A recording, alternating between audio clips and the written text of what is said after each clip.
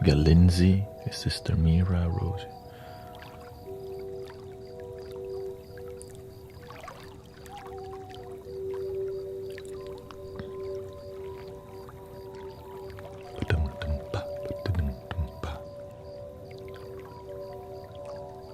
Let's see here.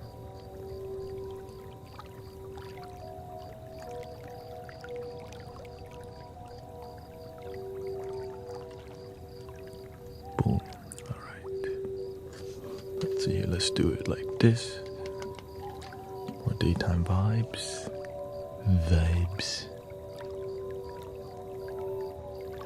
Could be nighttime for you, but you know. We gotta stick to the yin and yang form. If you just yin only, the brain yin.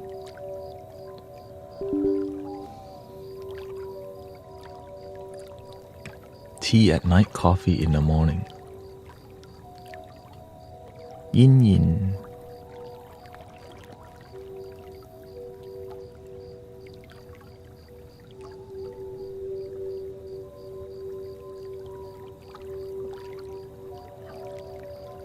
All right, here.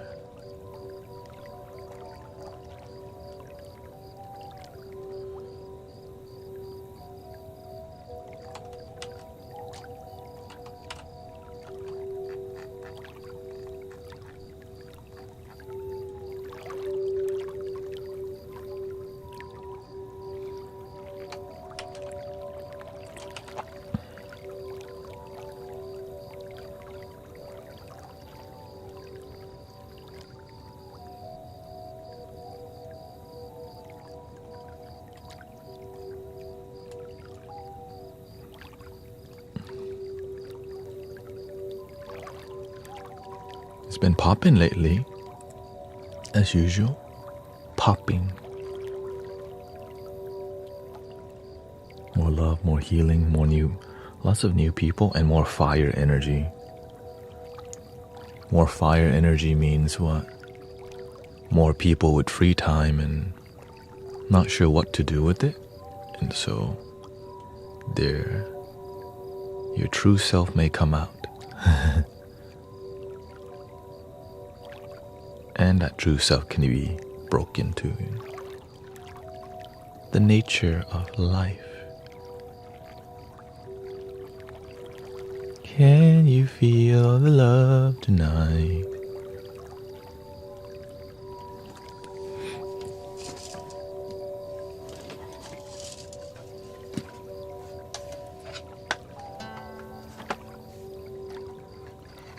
Upbeat. I'm still energized from your Saturday night lives. Yeah. That's a bit more.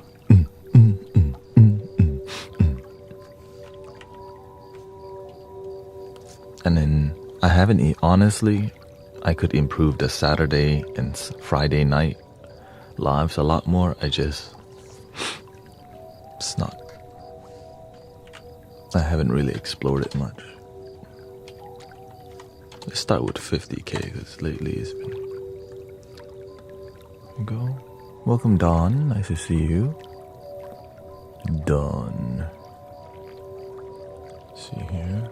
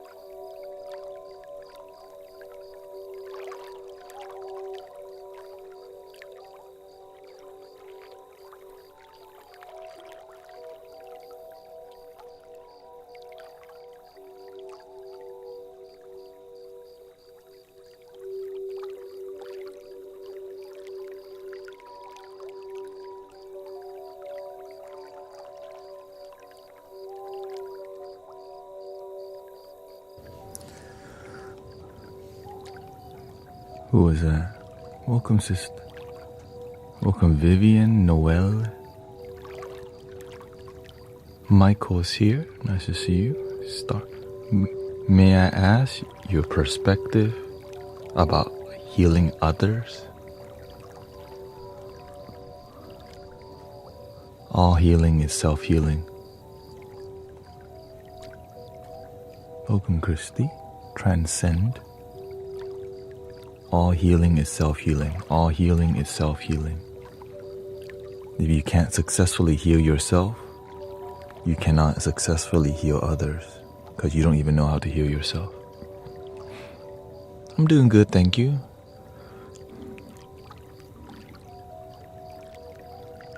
Of course, I stayed up to edit some video last night. And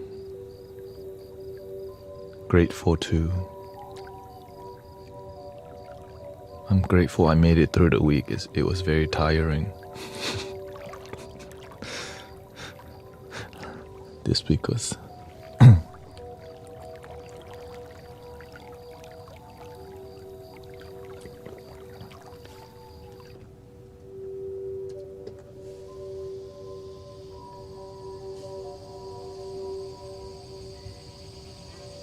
yeah, I mean, the thing is I took a nap before I streamed yesterday, so it's not too bad. My naps are critical. For real. When I take a nap, it can last. It helps. It's very healing. Right? You just have to know yourself. And also Monday I don't work out because Sunday is kind of a full day. So I work out Tuesday, Wednesday, Thursday, Friday.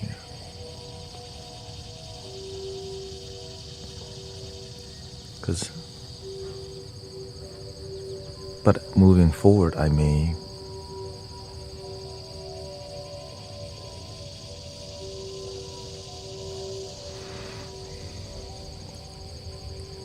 work out more, but right now I'm at a good place.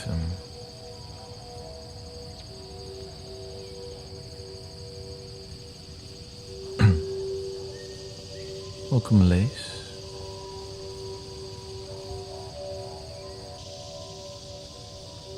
I gotta set up my insight timer today.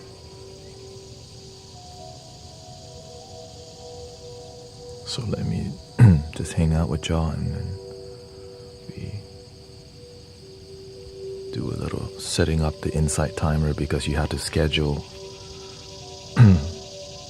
a lot of things on insight timer. Like, it's part of streaming on there, as you know. So Monday is my day to set up the insight timer.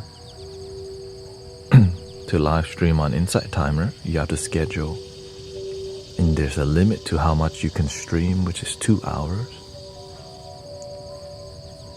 And so if I want to stream for 4 hours, I have to do 2 scheduling.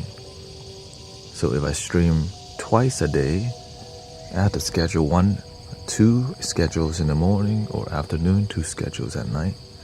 And if I stream 5 days a week, then I need to schedule 20 schedules per week. So I have it in my schedule to schedule insight timer, because there's so much to schedule. Because they don't really, I'm literally the only one who streams longer than 3 hours per day on there. But I'm grateful, because it's an app that I'm grateful for, very good karma with. On Insight Timer, I have 2,845 followers, which is quite a bit. And a lot of people don't even know there's live streaming on Insight Timer. Yes, I'm also on YouTube. On YouTube, we just reached 7,500 subscribers. YouTube is like the steepest mountain to climb. For real. Like, wait, what the heck? We're still on... Wait, We're not that far off the ground. You're like climbing for 6 months and you're like, wait a minute.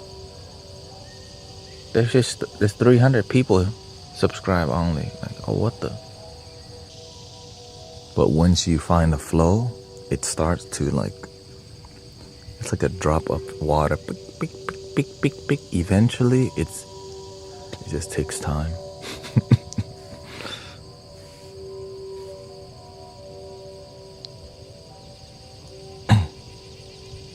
All right, welcome Guru Jared. Back to Guru Jared again. This is his third return or second return, right?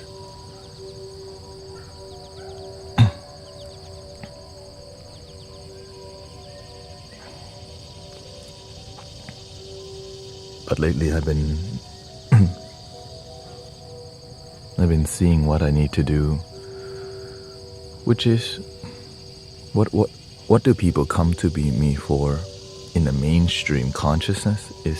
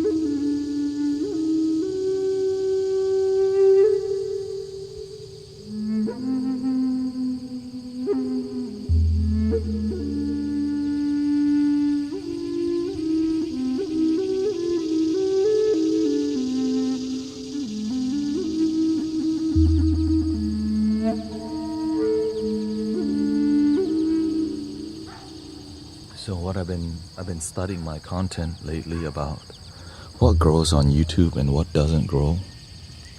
YouTube is a bunch of dudes, 80%.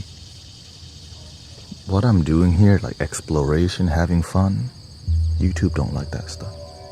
They like, cause when people listen to meditation music on YouTube, it's a bunch of dudes looking for more like Zen experiences, right? And so that means doing less and just doing, right? They just want to set it and forget it, right?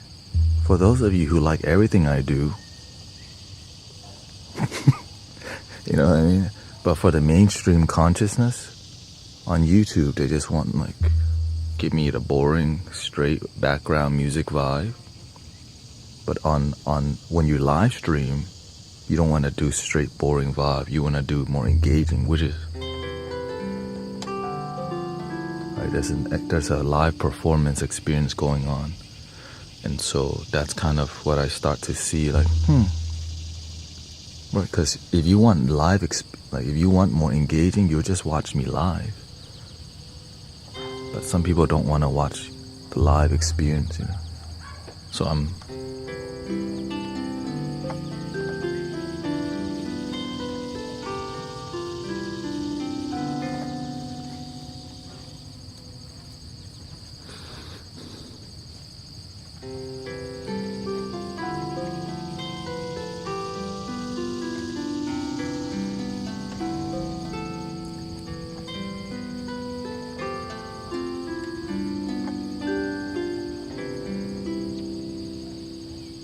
Right.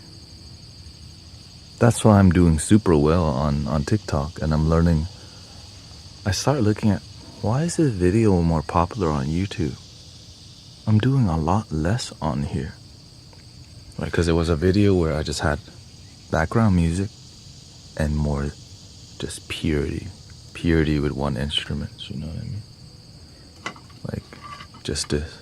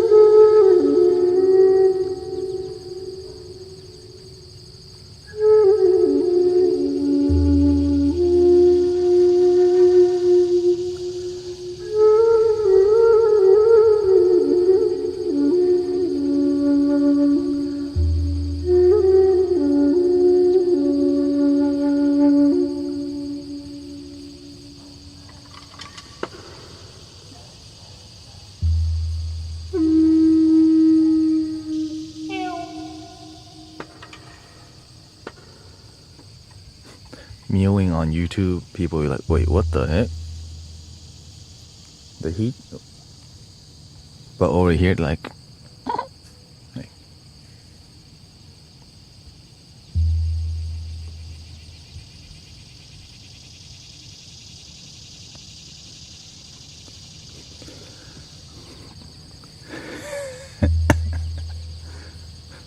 but real, man. Let's see what Adam you're phrasing. What's it, man? Shoot. What's it, man?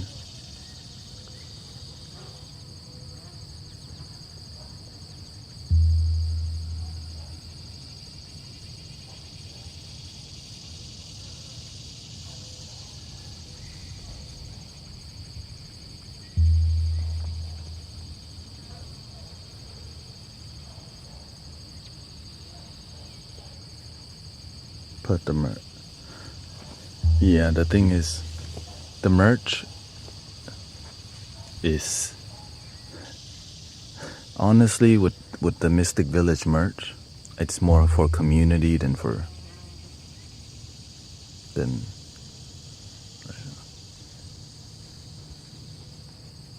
yeah, it's more for community. That's why I don't push it very much, because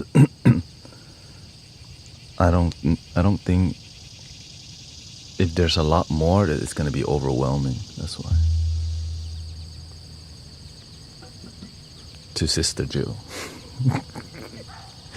You know what I mean? I don't even... Whatever she makes from t-shirts, that's all her thing. I don't even... Do your thing. Design new stuff. Have fun with it. That's your spiritual practice. Make t-shirts. And... yeah. Which is a lot better, you know, like that's your spiritual practice. Yeah.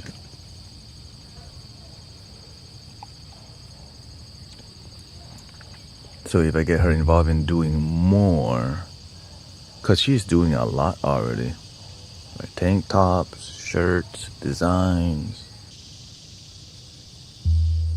Yeah.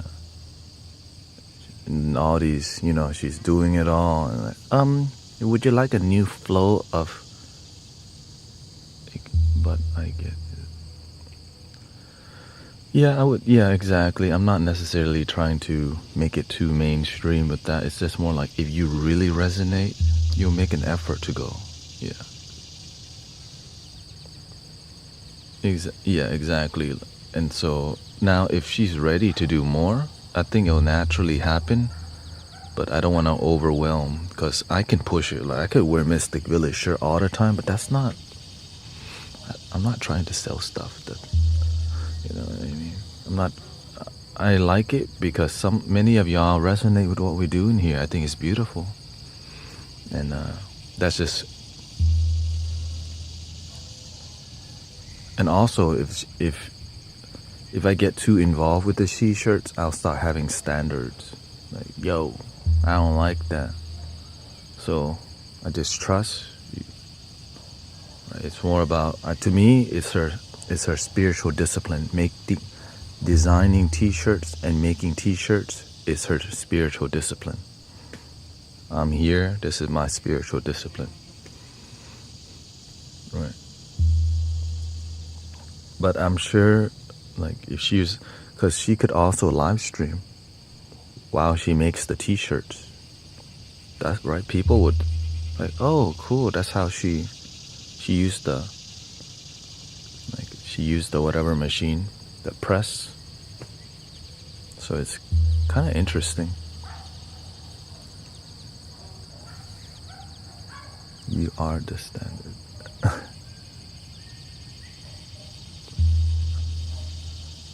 Yeah, I just want things to be harmonious. Yeah. So they have a ink transfer machine, and they live in a camper. Okay, like they live in an RV, making your t-shirt.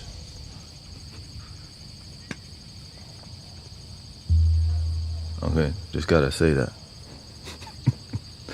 They used to live in Illinois. They found Mystic Village, and eventually they moved here,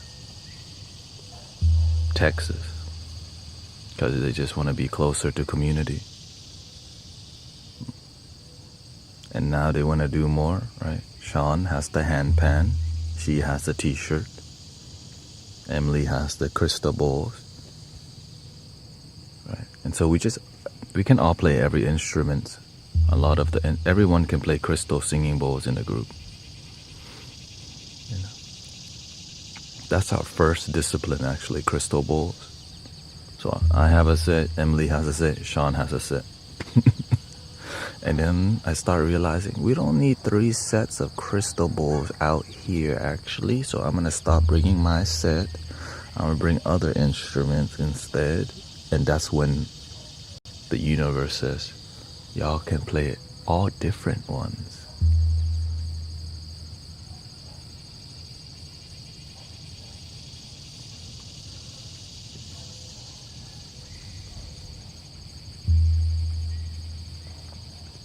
I know you.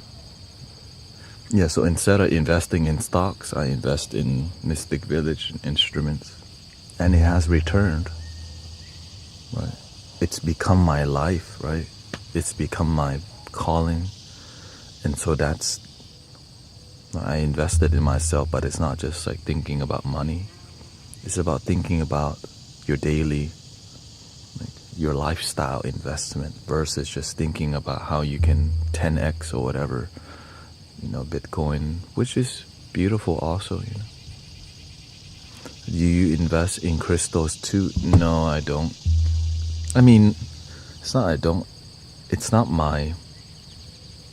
Crystals are not... It's not my spiritual discipline. Like, I have some crystals, right? But you just have to know... You want to invest in something that leads to... That's more practical. Yeah. So if you invest in crystals, you better use that damn crystal. You better be decorating. You better be creating a crystal grid ceremony. When you're doing Reiki, learn how to make a quick crystal grid. Right? I've seen top tier Reiki healers. They have crystals in their pocket before they start doing the healing. Just pick, and they can visualize. But that's amazing, right? Because they're making that art form unique to them, which is dope. Like, I highly support that.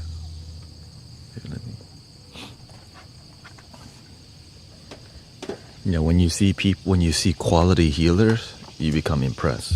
I'm like, damn. Yeah, so I definitely believe in all these all these healing modalities, but it's more about you practicing your form, your art form. You know what I mean? Alright, so welcoming Natasha.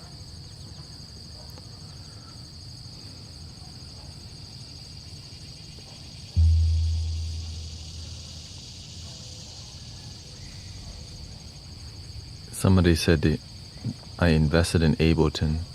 Yeah, I got Ableton Live 11 standard here.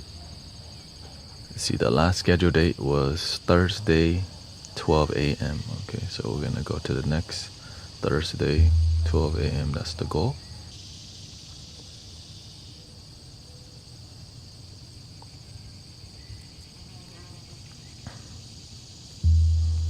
Yeah.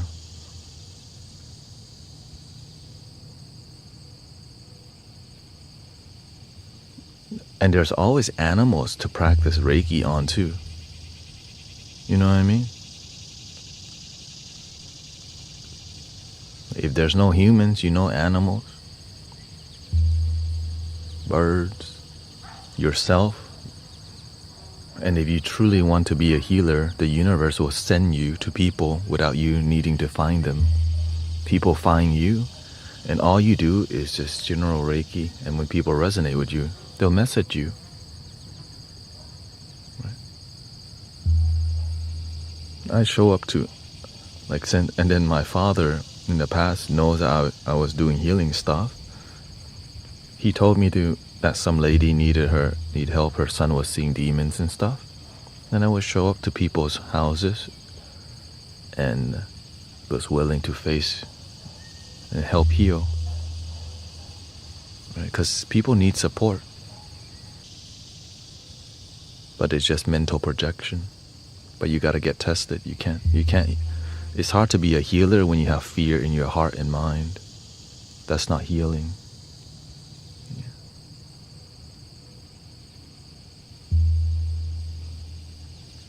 And a lot of healers actually do come from a place of I'm gonna heal you like this. No. You're just the instrument. Can you heal from a distance? Absolutely. That's what we do on here. It's more about trusting. The reason people heal in here because you trust me, you trust the community, and you trust because I'm always here. You know what I mean? It's free. You don't have to pay anything. So there's a lot more trust because, damn, it's free. He's consistently here, and he's not the only one being a servant. There's other people on here who are supportive of each other.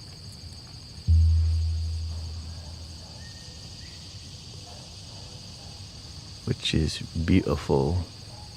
Thursday, 4 p.m. Okay, here we go.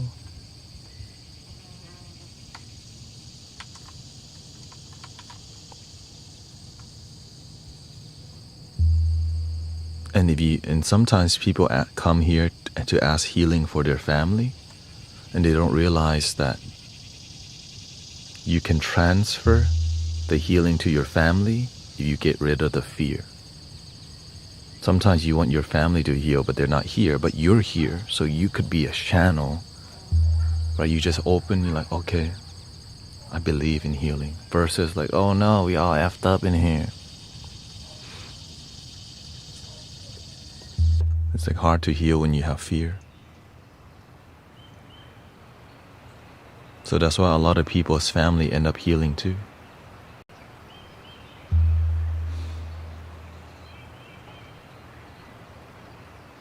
Is it possible to heal my mom? What isn't possible? Because sometimes our vision of healing and the universal vision of healing is different. If you sever a limb, it may not grow back, but your heart can still open. And there's prosthetic, you know what I mean?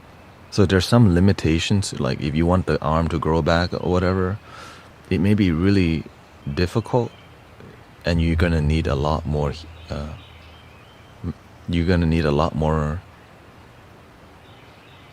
you could say, you're gonna need a lot more energy to heal.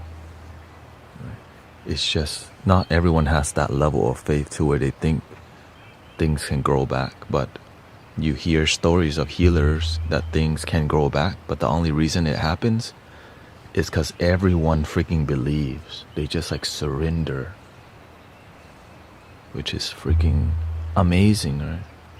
It's amazing.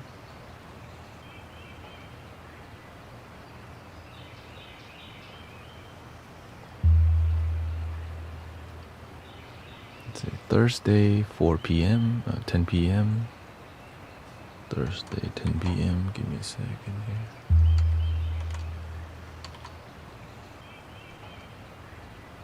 Thursday, 10 p.m. Get into a good flow. And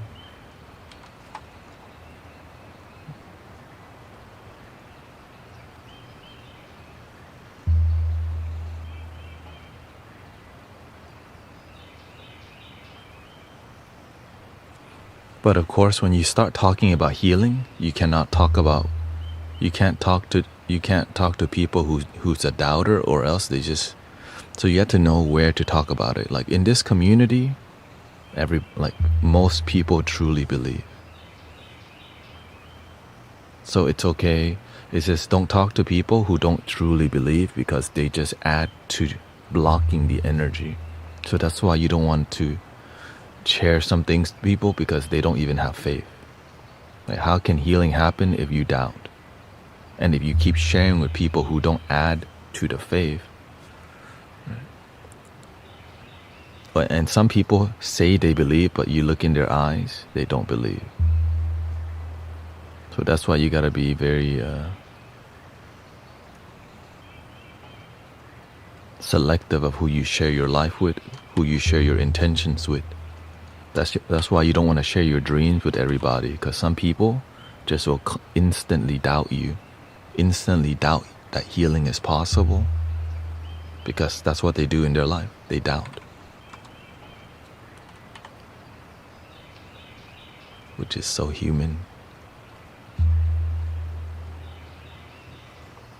But the one thing I have to say is I'm grateful for doctors. I'm grateful for the medical system.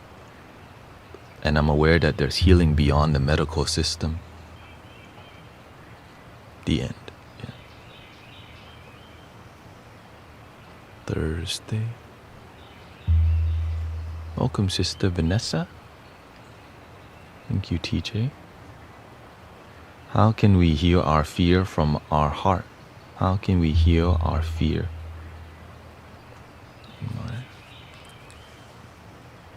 You have to learn to get yourself into a neutral state, which is clarity first. And that's how.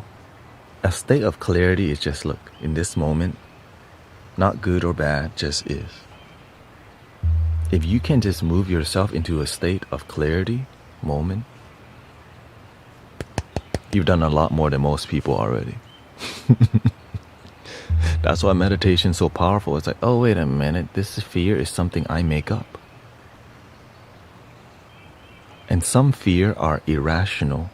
Some fears are rational. But you don't know the difference if you don't even know to observe. Is this fear rational or, right? Sometimes you get caught up in a storm of negative energy, and it's just illusionary. All right. Let's see here.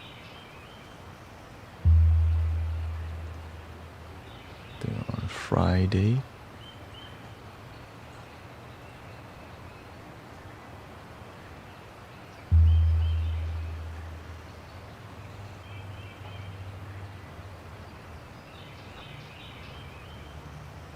I meet up with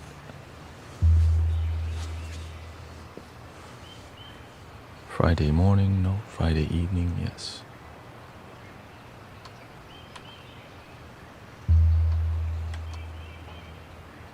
So that's why, again, and then having a community that practices together, so that you feel spiritual support, emotional support. And if you can find a community where people practice self-healing with results like here, you've been blessed. It's just many people have been disappointed by many people don't think a miracle exists because they just go to the temple or church and just go home after learning philosophy. Right? Many people don't go to the temple or church and think a miracle exists for their body, and maybe for their mind, but definitely not for their body. But if you can find a community where there's people who believe in awakening or enlightenment,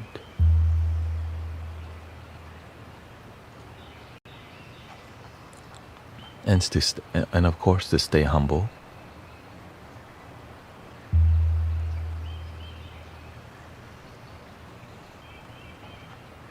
Let's see, Wednesday.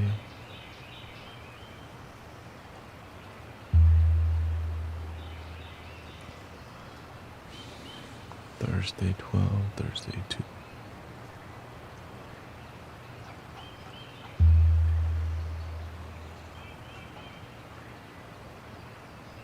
Guess it's still loading.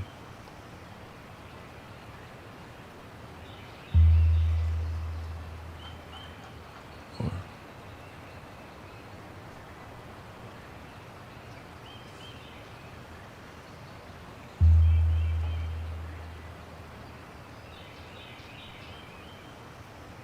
do Friday 10.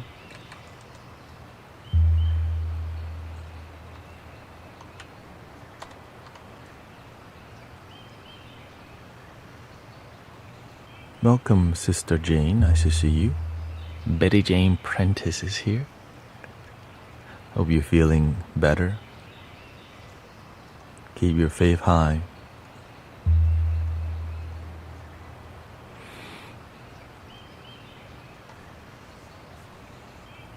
What helps me is making the distinction between fear and me. I'm not fear. Amen to that. Unconditional love doesn't have unconditional hate. It's just pure love. And that's the energy I operate with. That's why I'm happy in my life.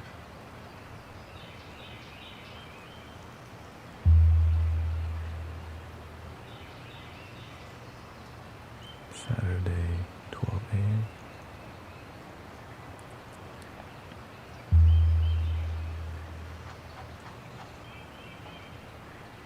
There we go.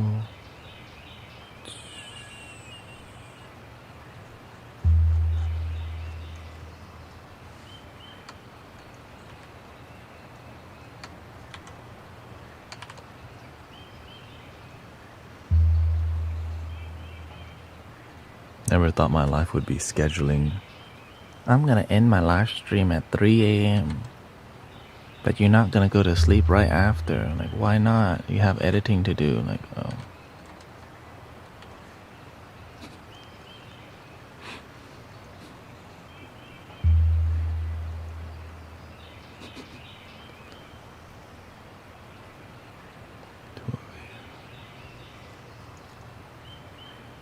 Saturday morning, nothing. Saturday evening, we do the loop station night is Friday, and then Saturday is karaoke night.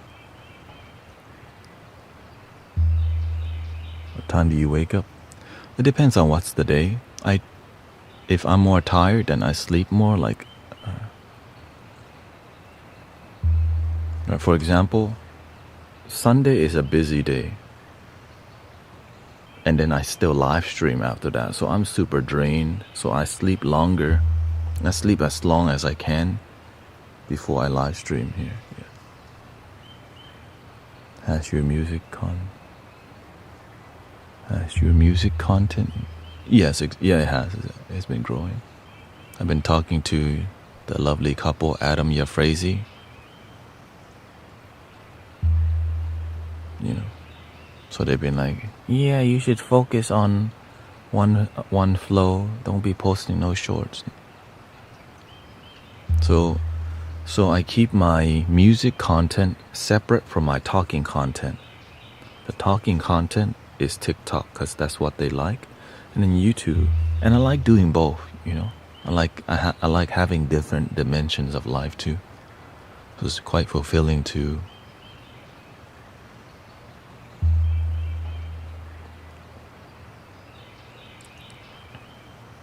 to explore.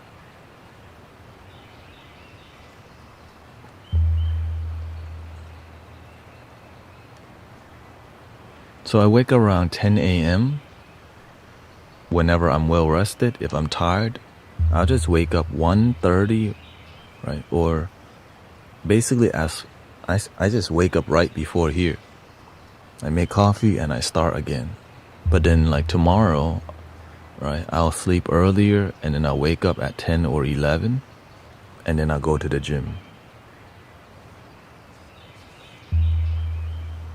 That's kind of my new flow. I'm just grateful I can make it to the gym nowadays because I have a good editing plan. Right? I learned how to edit fast. I know, like I've scheduled 2 days of uploads on TikTok, so I don't need to upload all the time.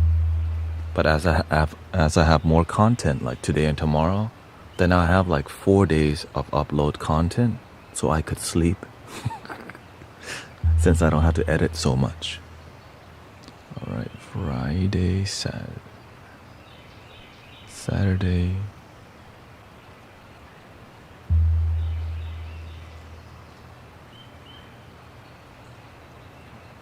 Leading.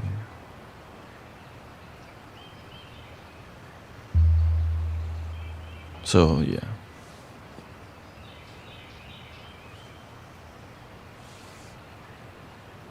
Let's see here.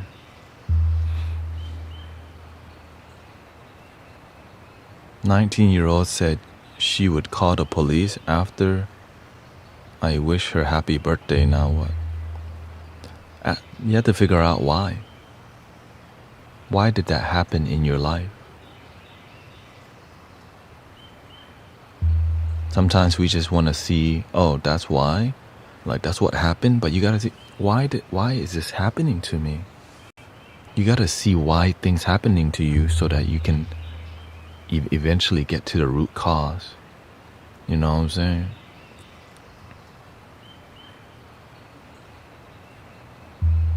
If you never see why, then you never find, like if you never see the problem, then you never find the solution. If you know the problem but you never look for the solution, all you have is the problem. Welcome, Direct says, "Your music helps me to relax with my tinnitus." I used to have tinnitus too, and beautifully you can heal from it.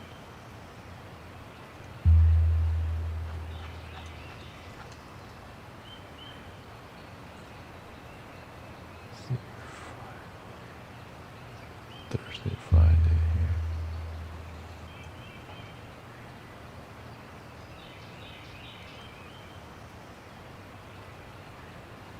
How do you get it away? I stopped seeing it as a bad thing. I start turning that sound into this. Like when I hear ringing in my ear, I just treat it like a singing bowl going off, and I make it. The universe just wants me to be more present, so that's why there's a singing bowl in my ear, and so I turn it into a positive experience, right? And this ringing in my ear is annoying the hell out of me.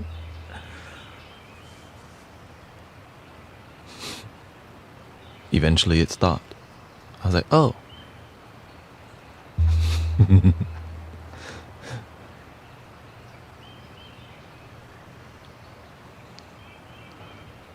I know why, but you'll call BS. Her mom is taught her to hate.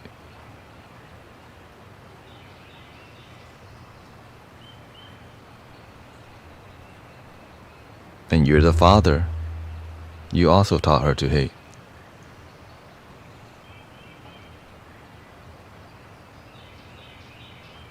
It takes, right? There's a father and mother involved. You're part of the issue too. That's your child. You can't just blame the mother. You're the father too. What you gonna do about it? Keep blaming the mother? The mother keeps, right? What do you think she's saying? Your father's the issue. Well, who takes the hit? Your child takes the hit. And all we do is keep pointing the damn finger. and then they end up here. Then I had to start doing this. Come on. Oh.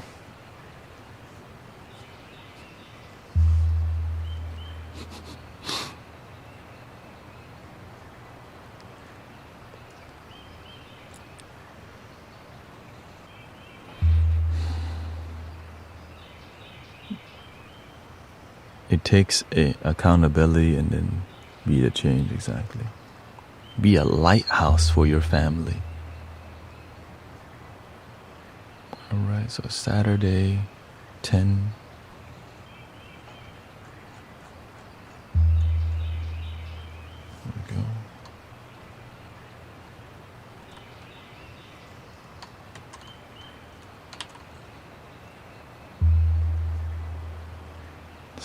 Saturday, 10 p.m. 2 hours. Sunday midnight.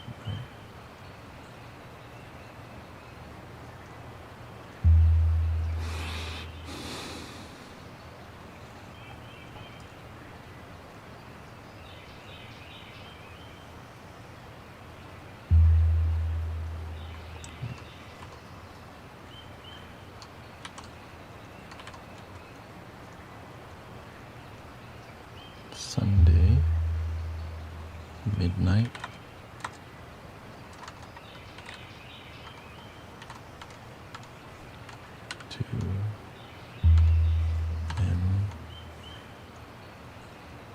Boom, bam, bop, bada bing, pow.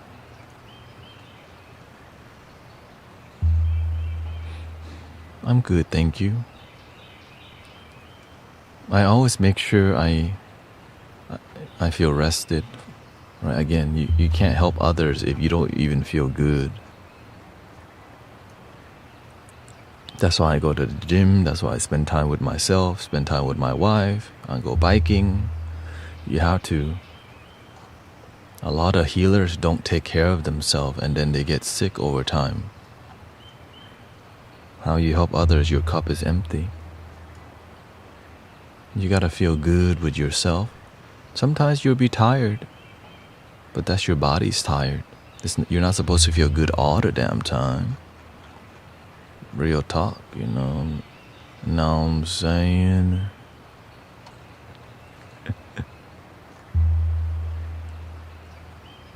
Welcome. The Rio McFrio.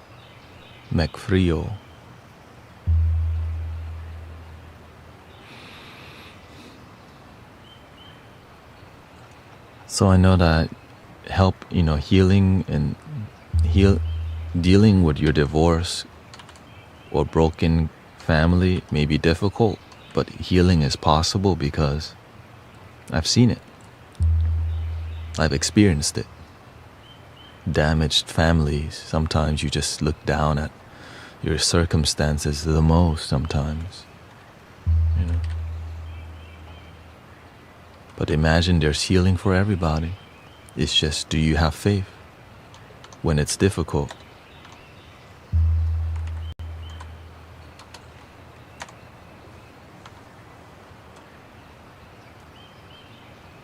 And you have to change your energy. You can't have a negative approach to your family expecting different result. Like the master says, you can't plant mango and get orange. If you plant mango and you get orange, that means you planted orange. You didn't know what you planted. If you think you planted joy and you got misery, you're like, wait a minute, I missed something. Maybe you didn't water the seed. Maybe you planted a seed in a bad soil. Maybe you didn't add fertilizer. Maybe your baby seed was in the sun out too long because you didn't put it under the shade. So you have to pay attention to your life that much if you want to find great success. That's why being overly entertained is so bad for you, because it distracts you from what you need to do in life. So while we're here together, we get to spend a lot of time observing our own life together. That's why it's beautiful to see you grow. We're growing together because we're doing the work together live. And it's a different form of content, Very reflective. Right, 2 p.m. Next is 4 p.m. on Monday. 4 p.m. Monday. And then we'll do some music after 4 p.m. Monday. 4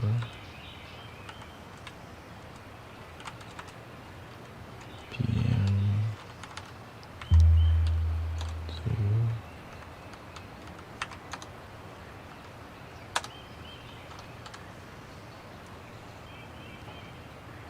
I believed in love too much. No, you believe in codependency, not love. If you believe in love, you would feel it. Because you think it was love, but it's codependency. And then when it didn't reciprocate, it didn't came back to you, you think, wah, heartbroken. Then love your damn self first.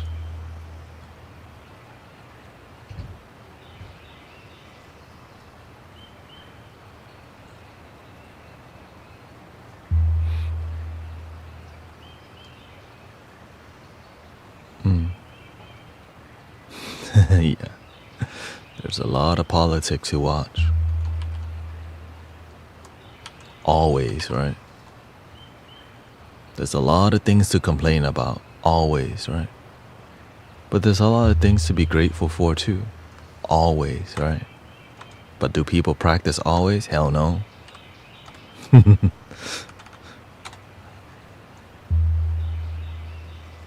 Oopsie daisies.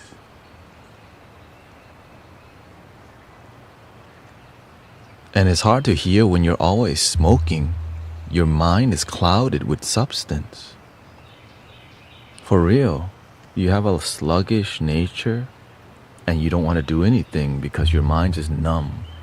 So it's hard to take action when you're attached to the numbing. And a ton of people, instead of changing their life, roll it up, light it up, smoke it up, inhale, exhale. And then we don't heal. Because why? We're just numbing.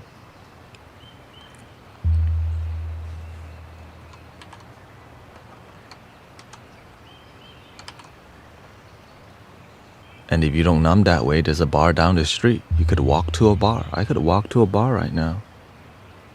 Right.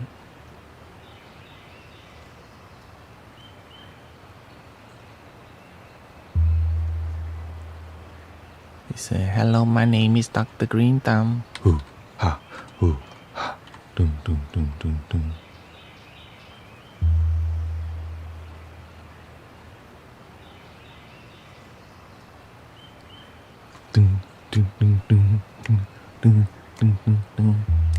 Hello, my name is Dr. Green Thumb. I'd like to tell you just where I'm from.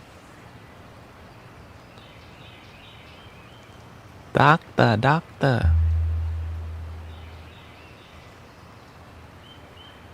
Hello, my name is Dr. Green Thumb.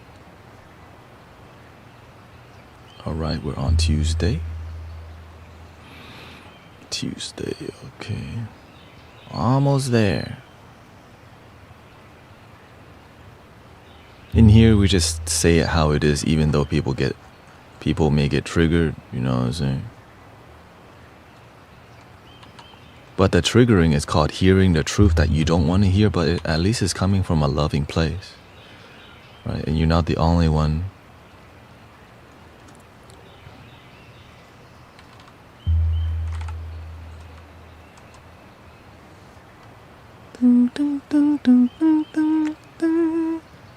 You say I'm crazy. You don't think I... Is that Dory? I was saying, man, where's Dory at, man? Stay grounded.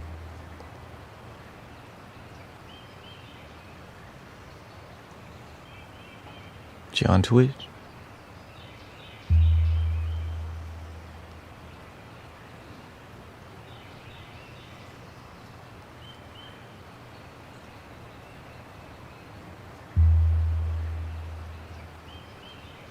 It's all good. As the main part, as long as you're happy, grounded, that's all that matters.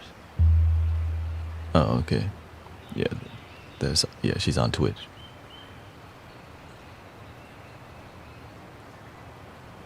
Twitch more chill.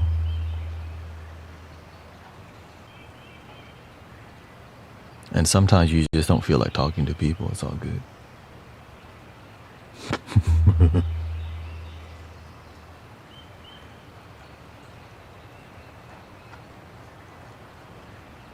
If I don't feel like talking to people, I just play the flute.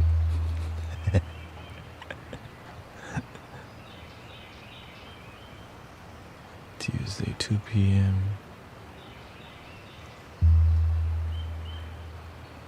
All right.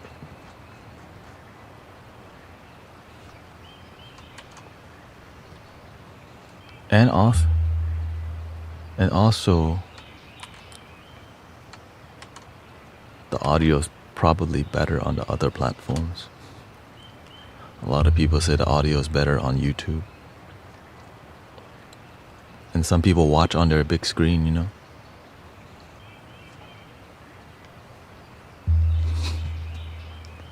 I made it to the big screen, Mom.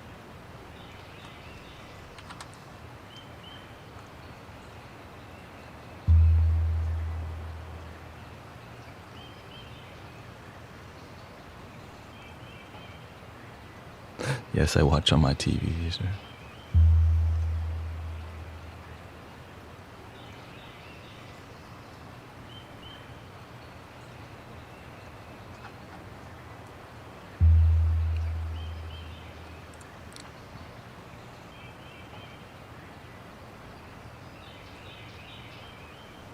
You know, people are beginning to believe in more spiritual healing. For sure. People tag me on, because they've been effective. People have been effective. Lots of energy healing.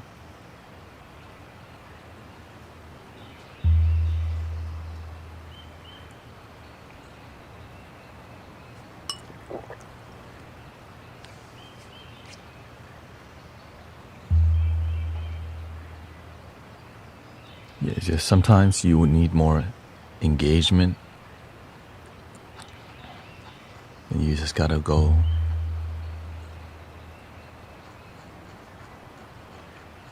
All right, 10 p.m. on a Tuesday.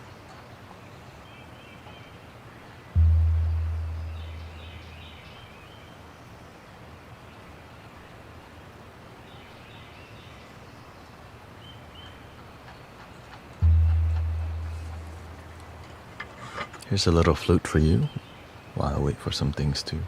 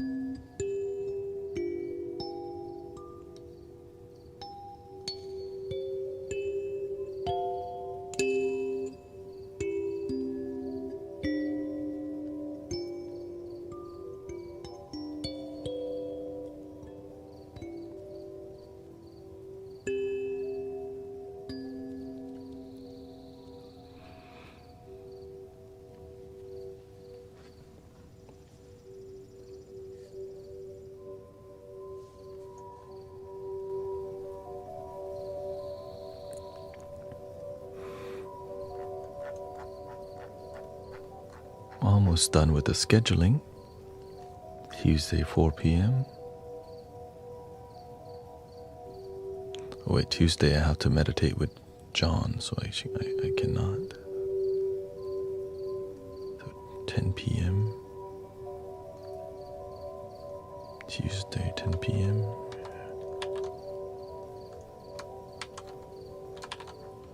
Tuesday 10 p.m.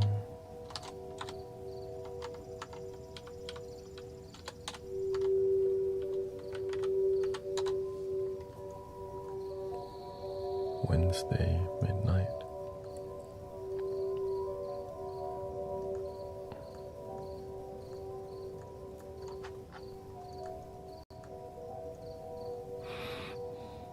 Wednesday midnight, here we go.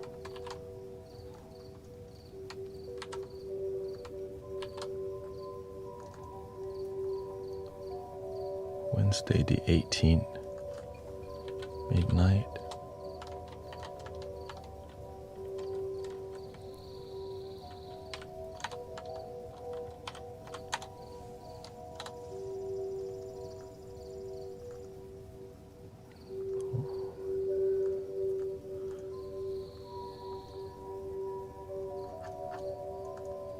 Wednesday 2 p.m.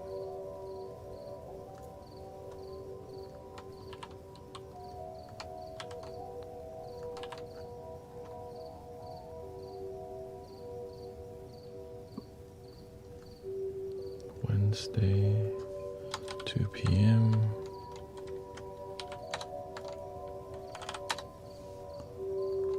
Wednesday 4 p.m.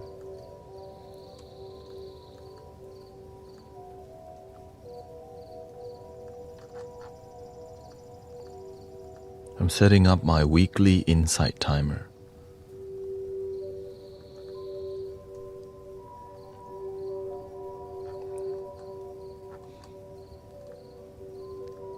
And this is how long it takes.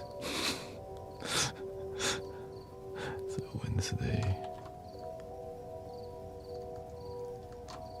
So almost done. Wednesday 4 p.m. next week.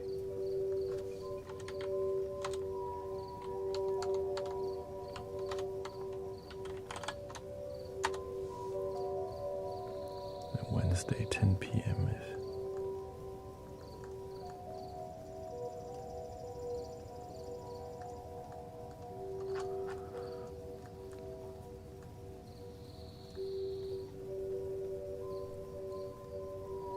Wednesday 10 p.m.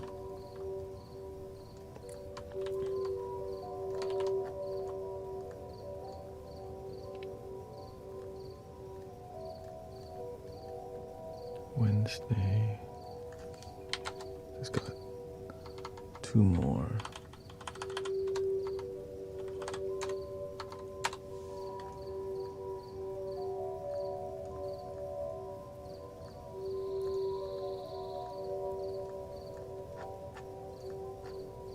And then Thursday midnight.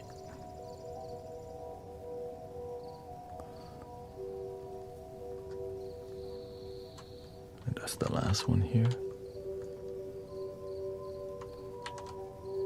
You're welcome. You gotta do what you gotta do. Climb your mountain, right? It's just, I'm just glad it's working out, you know what I mean? That's why I'm willing to give it all, because if it's working out and at least there's a way. And if you just commit, other doors will open. It's just... But that's why it's satisfying, because I know what I'm doing. It's freaking difficult, and that there's some... I don't have to do Amazon delivery because I'm doing this. On a serious note, right? Before I used to not stream this much, but I'm doing Amazon delivery. But now I could do this full time, but this is what it takes to be here full time. And then I have to keep growing, you know. And we're done. All right.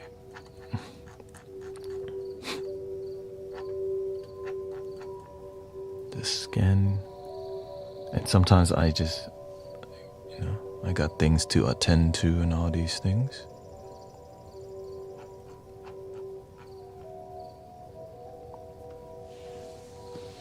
And somebody wants to Amazon delivery. Misses you. You have a life outside of us. Yeah. But honestly, I don't think of it like that, because I want this to be my life, because I do this online and in person, so it's not like I just live stream exclusively. It may feel that way because I'm here all the time, but there's people who are local that watch this too, like Sister Jane, Prentice. And it's a beautiful, it's fun. Like, that's why I have fun, but I'm aware what, you got to do what works and grow and all these things. And that's why I'm trying to do more retreats, go to medicine for the people, and make sure everyone's happy. That's it. Make sure I'm good, my family and wife is good. Make sure people around me are good, because I'm not gonna grow with misery, right? I'm here to grow with community, with people, versus I'm doing good, but that one person isn't around, right? So when I see you're committed, we're gonna keep we're just gonna keep believing in each other. Like, there's no point in just casually believing in each other, right? It's just, if you give your all here, we're just gonna keep rising together. That's it. Rise.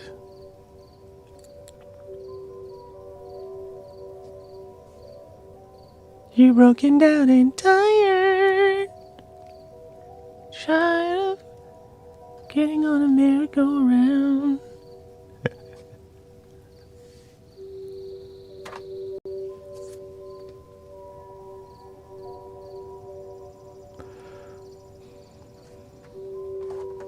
Okay, let me just chill a little bit here.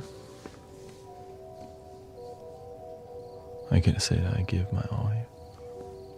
Yeah. Thank you, Brittany. Thank you. Yeah. I think a lot of people are just giving it their all while they're here. That's why all the miracles are happening. You know what I mean? It's just, I didn't think it was going to be like this.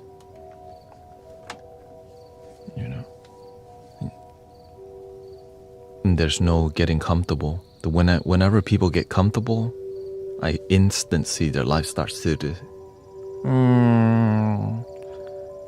And if it gets low enough, they get sick or misfortune happens, because they didn't keep climbing. Because when you wake up with a purpose, it energizes you, it protects you.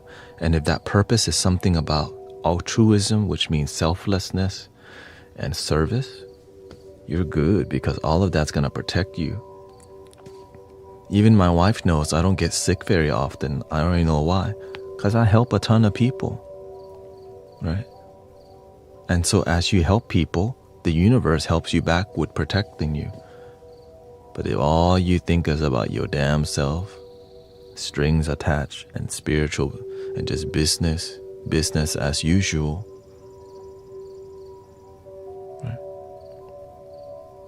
like, it's easy for me to fall asleep because I found a super secret technique. Because you know why?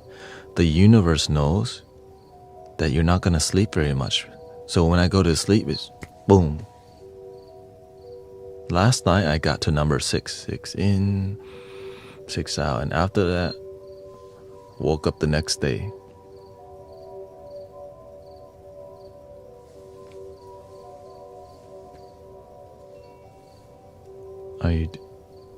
I've been looking for... I was here last night. Till 3. It was popping. People were like enthused. I was surprised. Like, we're getting all enthused right now. They start asking deep questions. I'm like, yo. I focus on getting 6 to 8 hours. But if I'm super tired, then it's still 8 hours. I feel if I sleep longer than 8 hours, I'm wasting my life away. My happy zone is 6 to 7. Welcome, Sister Sewin. Because I still take naps too, right? And then just make sure I don't eat too much, because it makes you too tired if you eat too much. Thank you, Denise. Like, today I didn't eat anything yet, because I just know I operate better with an empty stomach. So I try my best to make sure that my stomach's clear, because you're a better conduit when you're not have food in your stomach, which I share with people all the time. And of course, when you're vegetarian, you digest everything a lot faster. Thank you, Sister D. Thank you for your blessings.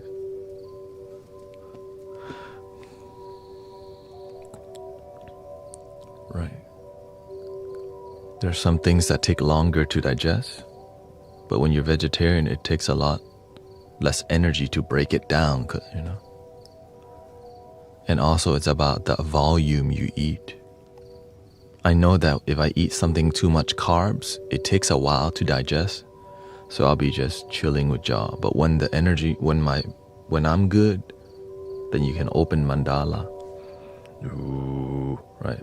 The food can clog the energy.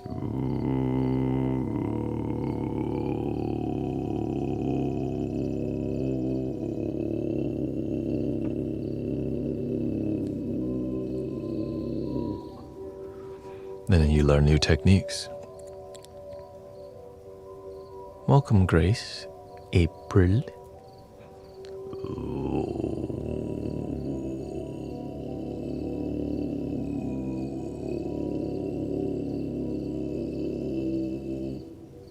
Sometimes I eat a little snack or something. Could be eggs. Could be anything.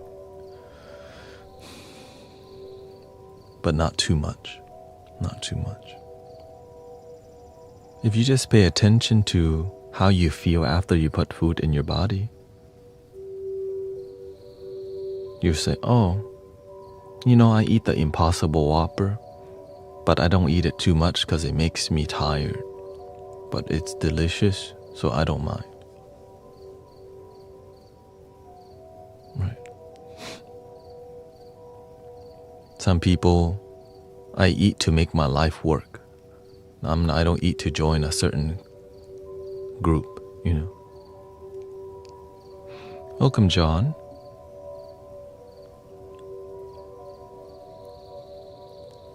Make your life work. Make your life happy. Bring peace into your life. If you're an emotional eater, it's a lot of people, because food is a legal substance that's everywhere.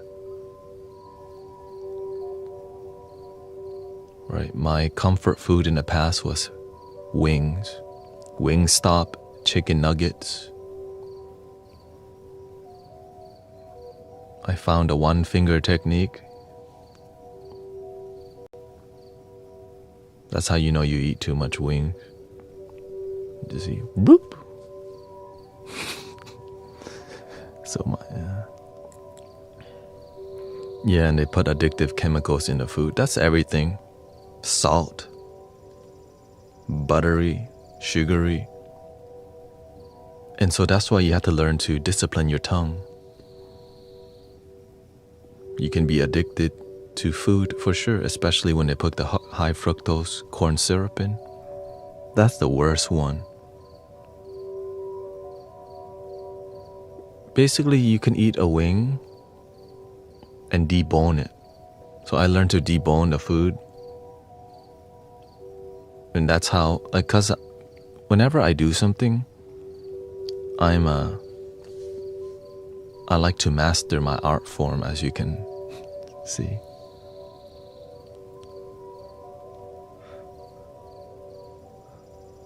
So when I eat, there's an art form of eating too. Boink. 2-finger technique, eating the flat and the drum. Right. There's a ritual because it's the way that you're coping with life sometimes. Right? You know what you're gonna do. You know you're gonna get 3 ranch dressing from Wingstop, right? You know you're gonna super drench it in ranch, each wing. But maybe you get 20 piece, then you need like 4 ranch dressing more. Right, you know your ritual, you're gonna get a cream soda with it. And at that time you're gonna watch people play Call of Duty or watch people play Valorant or video games as you eat. So you have this ritual down that makes the food even more addictive. Maybe you watch ESPN or some sports channel and that's your, you know. Right, so it's just what it is. So we create rituals around our habits. Right? We have a habit, but in that habit, we create more meditative points. Right? You sit here, phone's there, basket of fries, 3 ranch dressing, 15-piece wings, and you're gonna be there for an hour, sitting there just munching. Totally unhealthy, but when you don't know better, that's how you deal with your life. You're really stressed out from work and maybe mental health is not good and you're kind of lonely.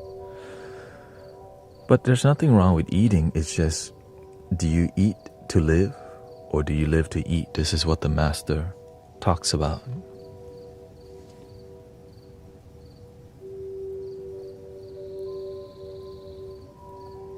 Right, so I've eaten so much in the past that I became vegetarian because I started contemplating the food in my mouth. I see where it comes from. I became more aware. But this is my personal practice, not to guilt trip you to try to be vegetarian or vegan, because that's not a great message to try to passively aggressive get people to join your cult or your views. Right? Do what works for you, yeah.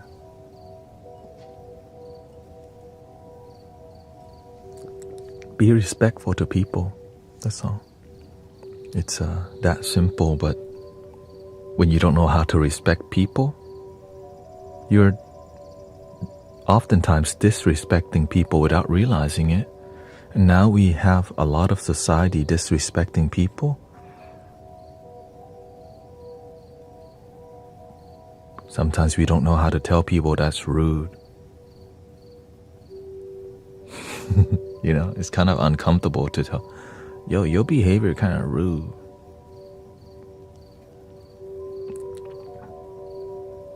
But in Thai, in Asian culture, in many cultures, you already know, because their parents made them that way. Well, what are we going to do about that? Oftentimes nothing. We just point finger again and again. We point to the other side. We point to their parents. The parent point to the father, to the mother. right? And then they point to grandfather, grandmother, and grandfather, grandmother point to their ancestor. And now there's no healing, just a bunch of pointing finger.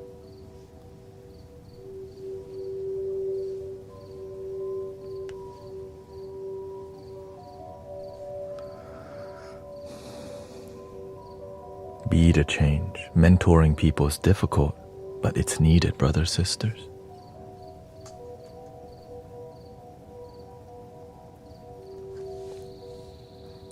She says,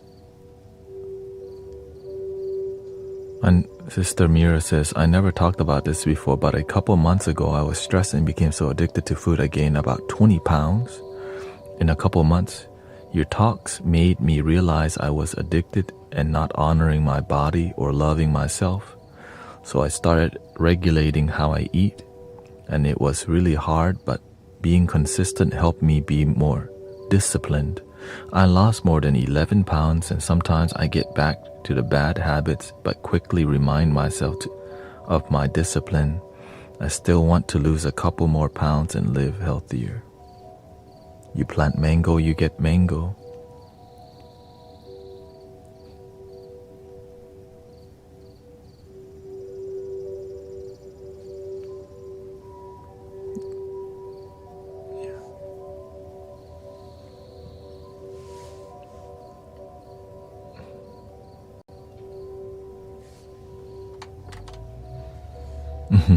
Yeah, enjoy the pool.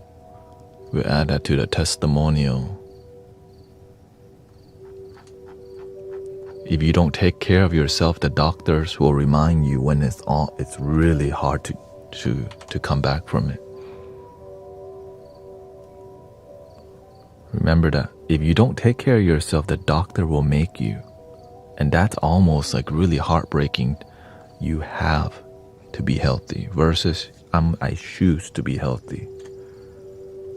And in here, we want to empower people by making better to make better choices. Right, so we advocate, right, for prevention, right? Prevention is going to help you save a lot of money from hospital bill. But but prevention, because if you do too much prevention, then there's going to be a lot less sick people. That means a lot less money. Why would they do that?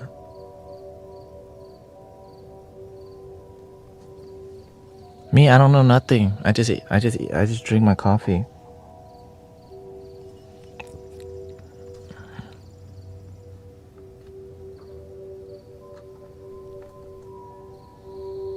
I'm in long-term recovery, 3 years sober. So much of what I learned can be applied to food. Absolutely. Welcome, Beverly.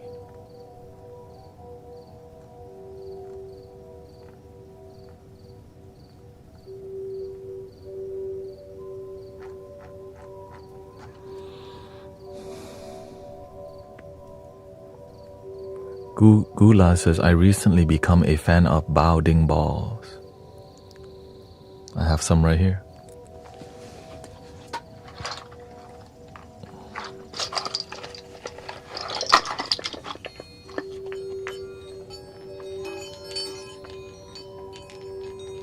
But is this sort of using a fidget spinner when all I really need is my breath? Or is there a way? If you want to use this for mindfulness, be present. My wife told me that what she learned is they try to not clack the,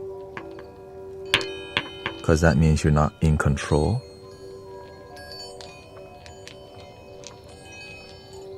So I switch it back and forth. Because if you're not present, it's not clacking too much. But when it's mindful, it's more. You can definitely change form. You can do up, down, left, right. You find different forms.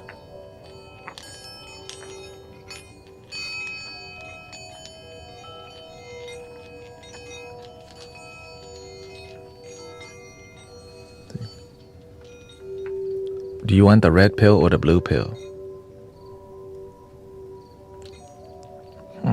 You look like blue pill here.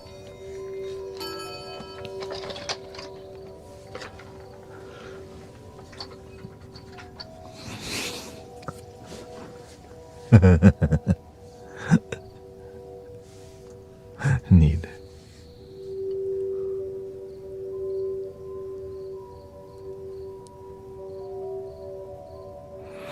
Yeah, you can switch back and forth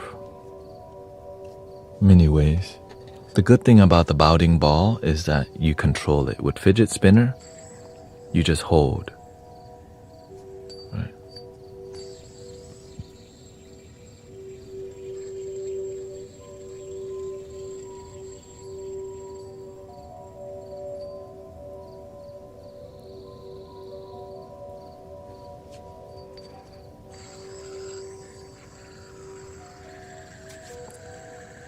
But how you hold it can be another mindfulness practice, right?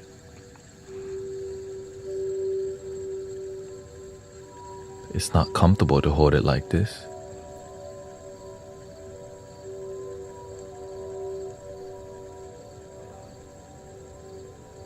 But it's about mindfulness practice, right?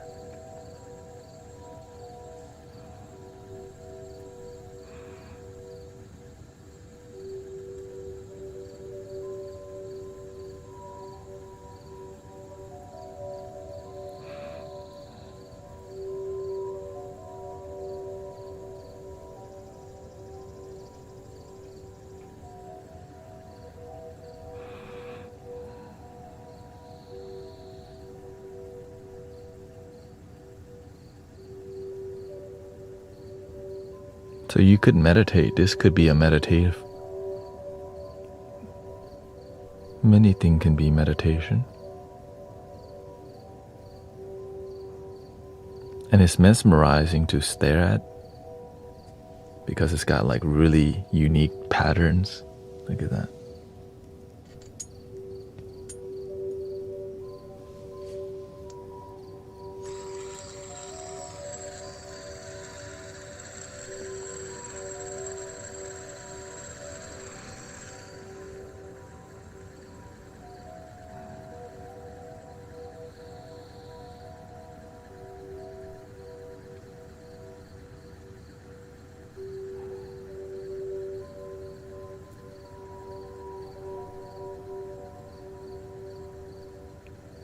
Which is just called meditation.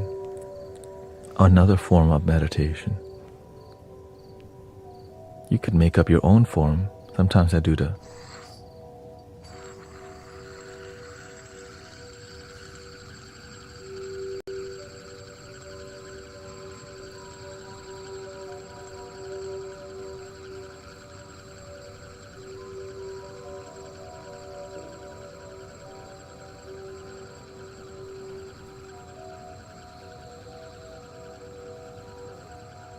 gaming is my form of meditation. It could be. If you're present with gaming. Which is kind of rare to see people actually do. You get lost with your emotions sometimes.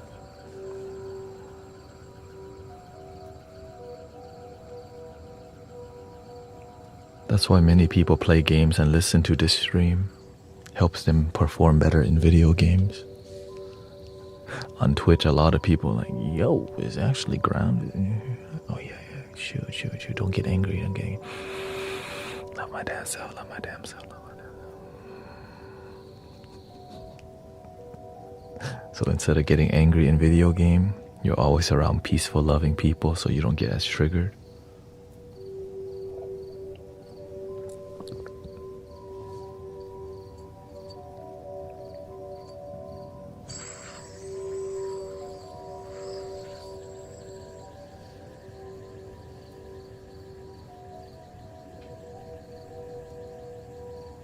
This is more sassy.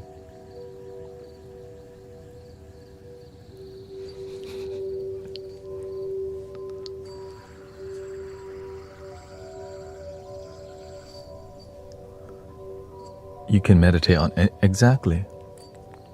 That's 100. Like here.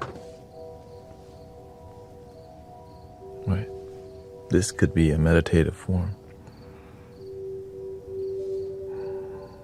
If you're not present, this thing's gonna start being wobbly.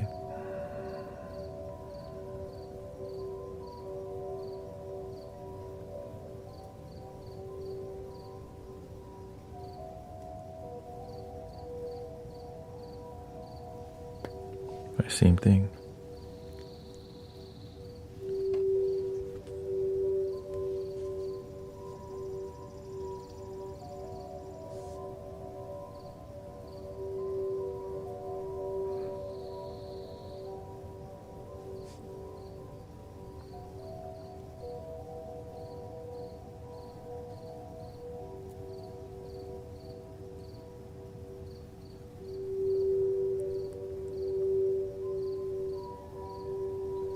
I don't know why I have so much anxiety today.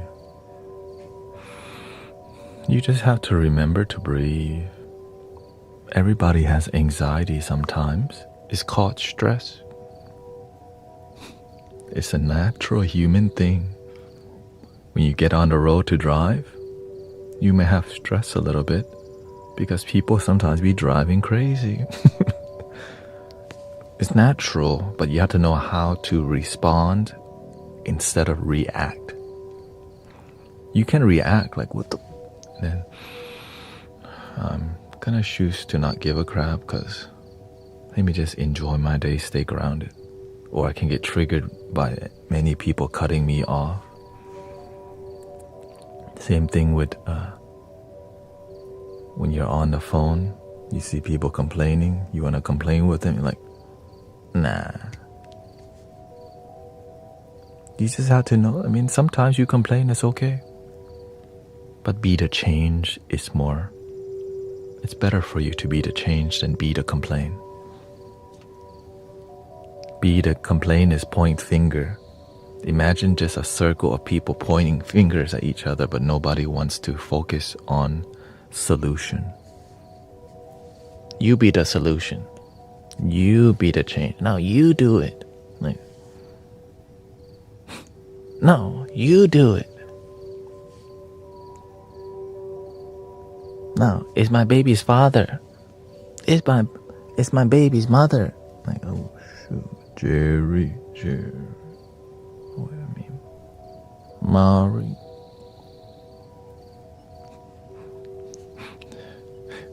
In the case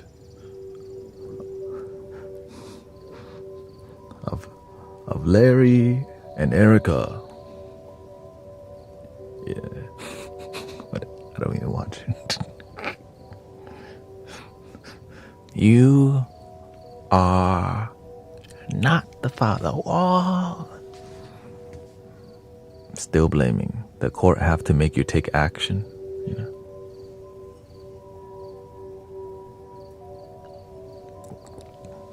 Erica says, wait, don't use my name. Thank you so much for 50,000 likes. I appreciate it.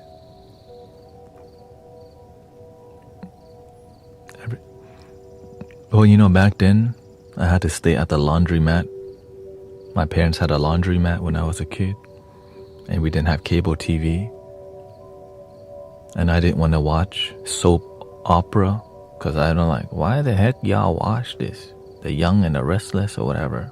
All my children. Like, well, what was the other? Judge Judy, Jerry Springer, and Maury's show. I'm like, alright, I'll pick Jerry. And give me Jerry, please.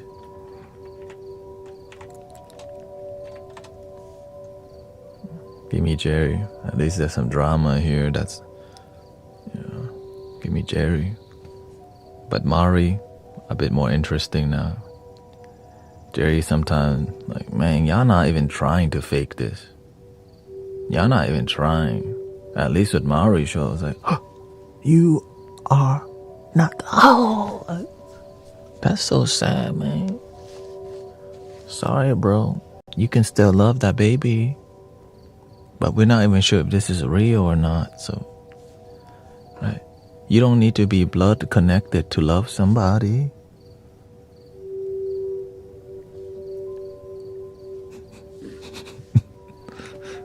making you like, man, I feel so bad for that child.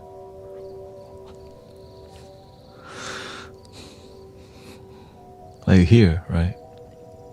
We can love each other even though we come from different country, different land, different religion, different spirituality. It's one love. And a lot of children have been abandoned by their parents. Sad to say, but we can have communities that help us feel supported and not abandoned.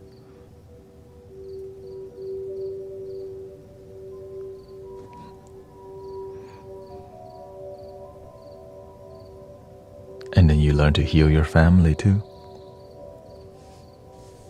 I definitely feel abandoned too. But I realize my parents did the best that they know. Or else they would have done something different. They still supported me, they just didn't know how to deal with me because, I grew up getting picked on so much, and it's like, and they didn't want me to be a violent child. Like I was trying to tell my father, yo, put me into Muay Thai. And the boxing coach said, man, he punched very strong. And I think they didn't really want me to do martial arts because if I become violent at a young age, you know what I mean? If I start defending because a lot of people picked on me. If I start knowing how to fight, there's gonna be a lot of fights. And I think like my father really wanted me to be peaceful and yeah.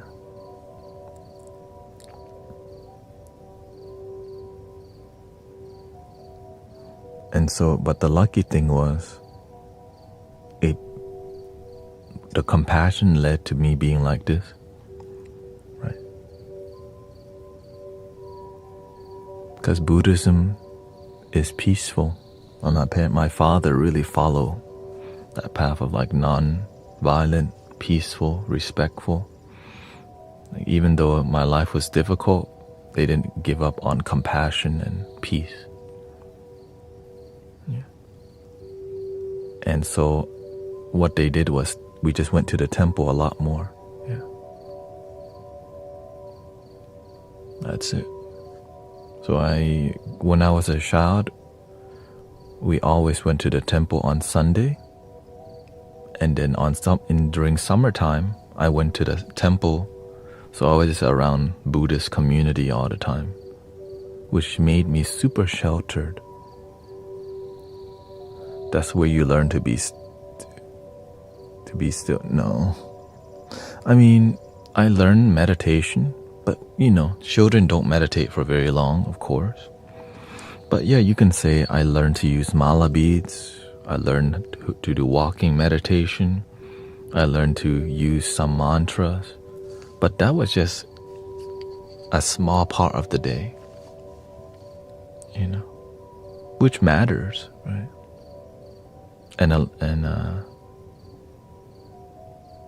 But I didn't practice outside of the temple, for sure.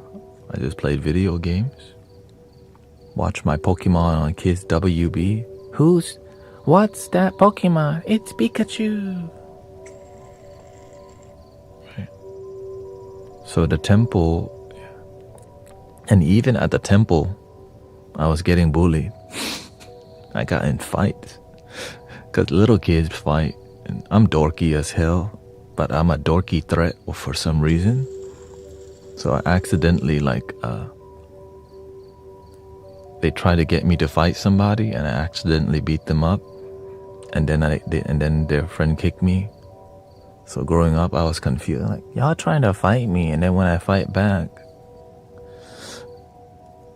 and I think it's just a guy, it's just kind of, that's what boys do, kind of odd thing. And then I joined a football team, right? Which is, yeah, it is how it is. I was in football from middle school to high school. And I think it's kind of expected of me too. Because my father was an athlete, so naturally he would want his son to be athlete.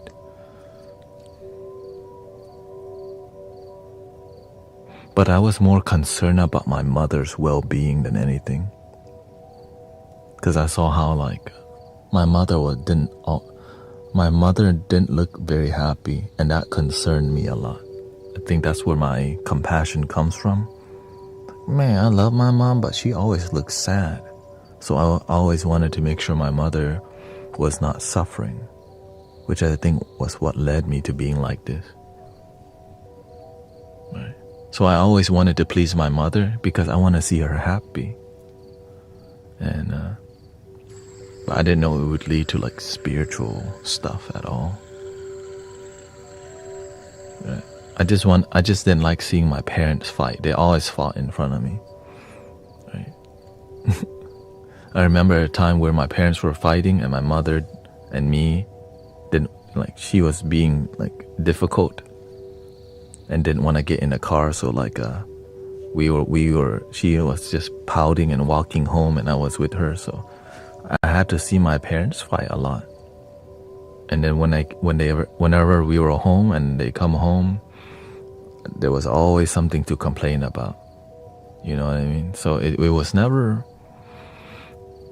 peaceful, you know. And of course it's difficult too, because we were new to America. When you're like a new immigrant family to America, it's there's a lot more pressure, because you don't want to end up on the street.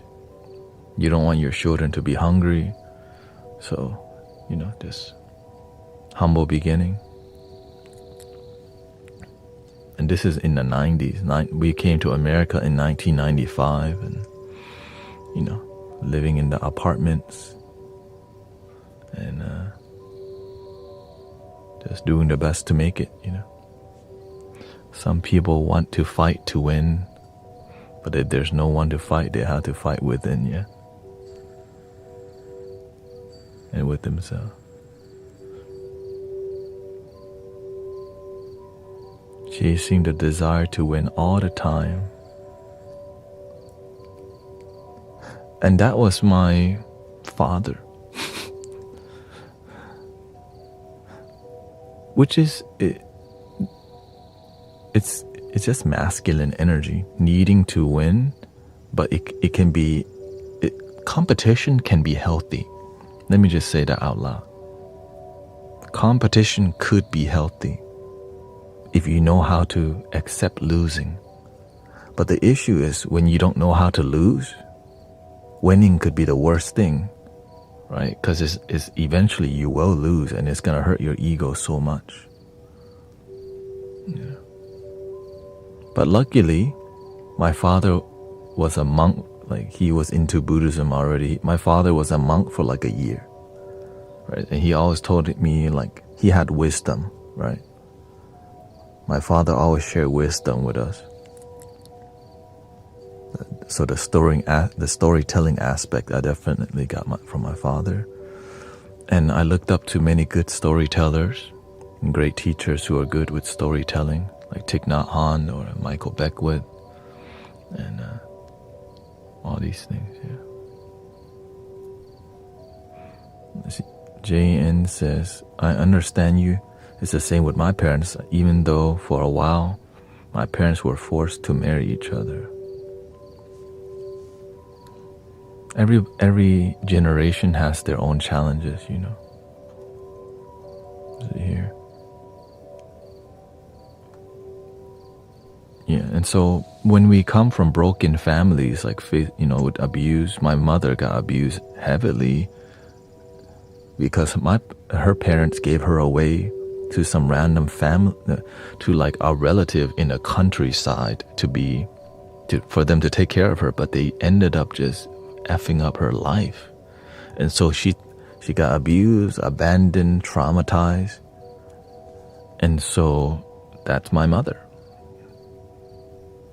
Right? It's just sometimes when I think her family had like 9 or 10 children, and they couldn't take care of everybody. So they're like, all right, take her over, and then she became like a child labor.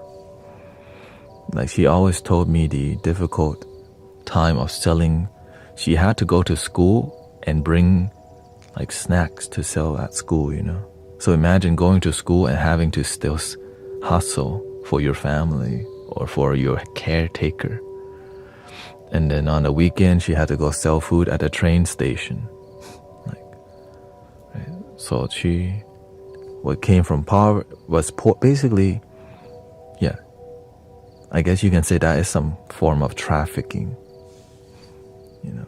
So which is very difficult to come up from. So I'm just glad she's good today, because, you know, to see somebody who comes from that kind of beginning be happy and healed, like, and that's what I think, you know, the opportunity to help my own mother led to helping others effectively too. So that's why I say don't skip your toxic family when it comes to healing, because they will train you to be the best healer that you could be. Like my mother's difficulty in trauma, right? It challenged me to heal her, which took years, right? It took me 3 years to help my mother with success. And then after finding success, it took me another 2 years to find a deeper joy. So it didn't, like, my mother didn't want to listen. So I had to listen to her first, right? Right.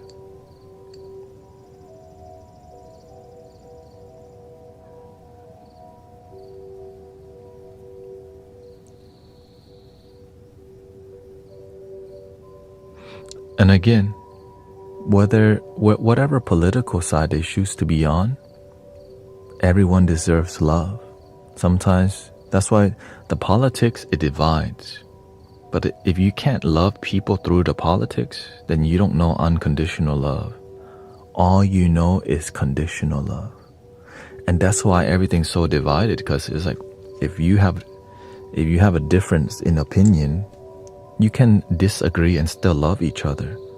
But nowadays, people are taught differently, that if we have a different belief, we can't love each other. That's not how love works. And that's the sad part, that many people miss the message that you don't have to agree. You don't have to come from the same political side to love each other. That's why it's called unconditional love. That's why we don't do politics in here, is because sometimes you want, like, imagine for me to teach you, you need to be Buddhist. If you're not Buddhist, I can't mentor you.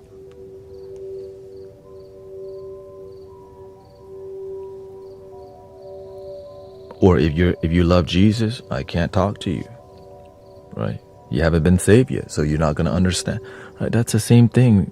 You can turn politics and religion, they're both, right? This is all views and opinions. And oftentimes it's more political than about happiness. That religion or spirituality can be focused too much on philosophy that you don't even feel love. You're just caught up in philosophy and politics.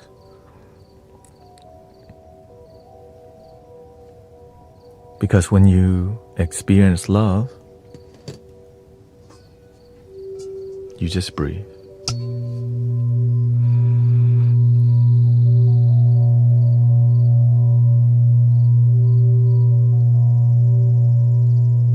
It don't matter.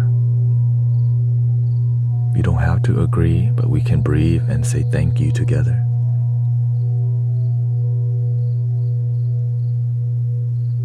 But if you come from communities that don't know how to do that, how can you be one love if you practice divisiveness?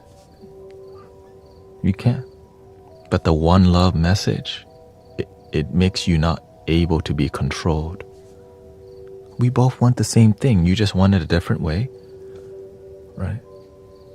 It's impossible to make everyone happy, but you can make yourself happy.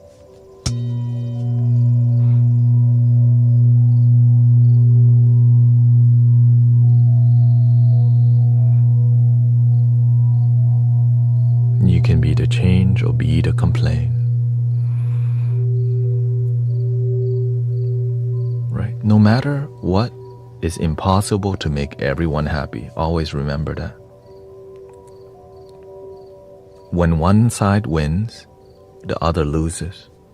But with one love, with compassion, everybody wins. But if you don't practice compassion, then you may be on the losing side or the winning side. I choose to be on the one love side because it unites humanity, versus my side wins and your side loses. Your side loses, my side wins. We're really down to that level right now. Respect each other. Do we know how to respect each other? Even if they are not from the political side you're in? Nope. That's the issue. Your love is conditional. How the hell are you going to help the world with love that's conditional? How can you unite people if you practice two love instead of one love?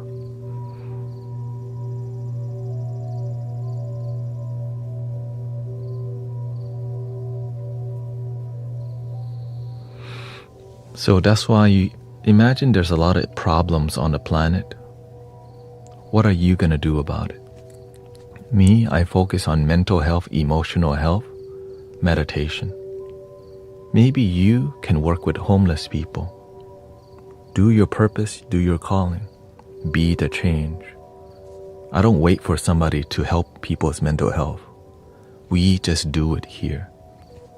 Right? I don't complain about there's no system of health to help people. We just do what we're called to do. Right? I'm not here to do everything. I'm here to do my role and my part. It's impossible for one person to do every role. But the sad part is you could complain about every damn thing also. But nothing happens when there's no change, when there's no action. Right?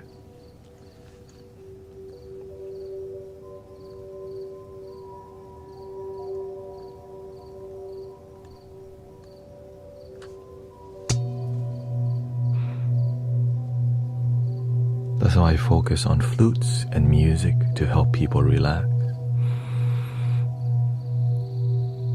Just breathe and believe. And I love that what we're doing in here, it doesn't matter what religion, what politics you come from, that we can love and respect each other. Even if they're disrespectful, we're still respectful. But nowadays, many people don't know how to do that. Why? Because the people they look up to don't practice unconditional love. They practice conditional love, my side, your side. The end, that's it.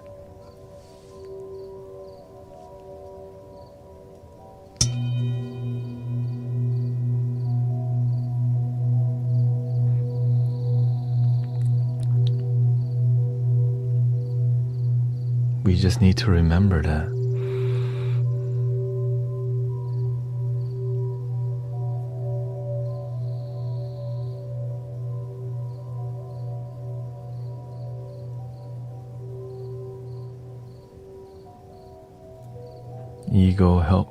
Ego helps to encourage the I'm right and you're wrong mentality. Now I get it. In the human experience, there is politics. But here's the secret. You're not just human. You're a spiritual being having a human experience. You could be in your humanness all day, but I don't lead with this. I lead with this. Love. Unconditional love. And the thing is, the moment you say you lead with unconditional love, it's going to get tested right away.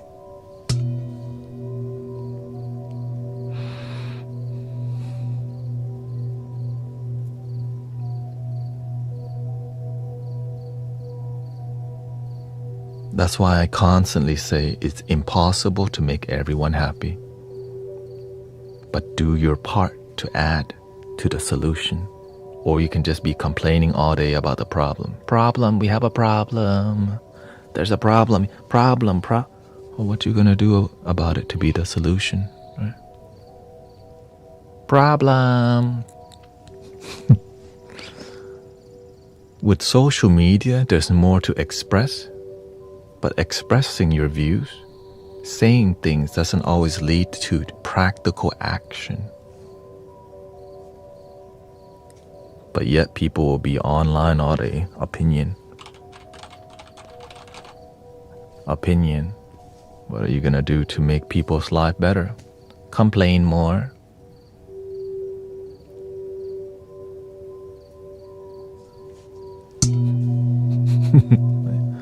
Oh, be the complaint you wish to. Wait. Be the wait. Oh, is it be the change or be the complaint? But why the hell is everyone complaining if it's be the change? I don't know. You gotta ask them.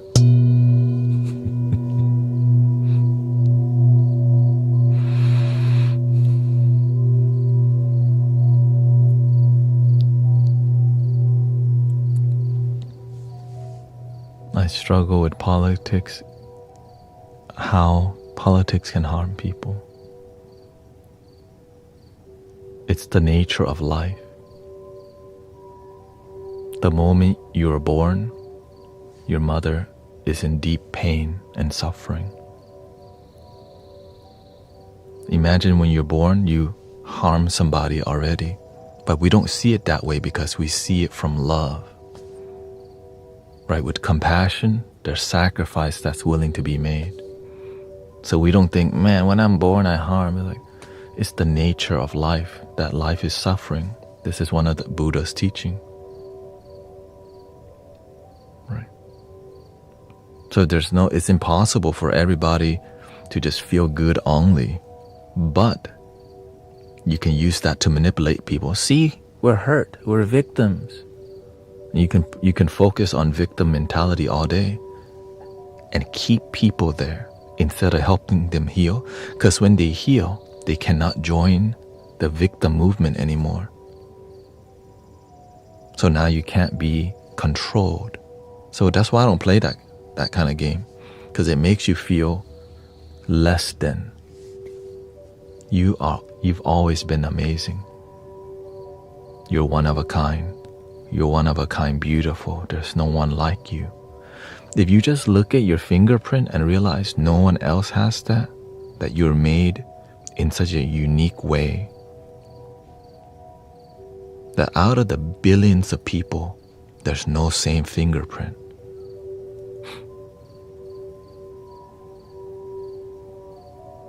You're beautiful, it's true. I saw your face in a crowd. Right, again, even though I teach people to love their damn self, somebody could get triggered. Stop using the word damn. Right? I'm helping people for free on a daily basis. That's a charlatan. Right? Be careful for false prophet out there. I'm like, oh. Right? Even with what I'm doing, somebody's gonna complain. Right? Even with what I'm doing, some people may, connect me to some political thing, even though we don't talk about politics. Right? He must be from the left, the right, up, down. He's trying to convert all of us to Buddhism. And the Buddhist people are like, man, he's trying to get people to be Christian. Like, wait.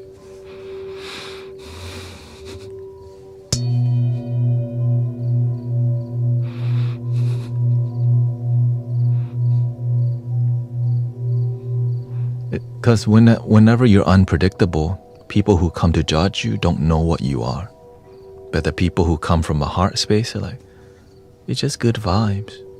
The end.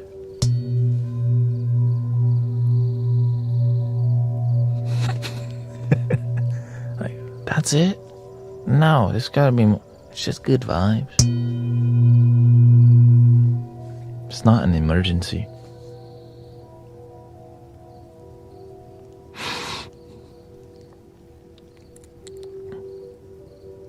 How is real unconditional love? When you choose it tested. Can you retype that, please? Because not sure what you're typing.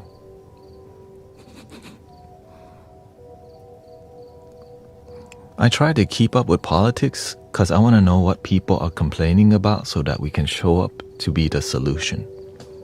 That's why I keep up with it. Like, okay, what people are complaining about now? Oh, not being the change again. Oh, be the complaint again.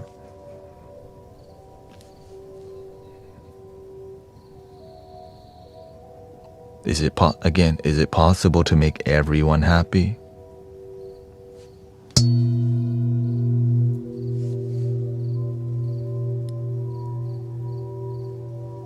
Is that real? Hell no.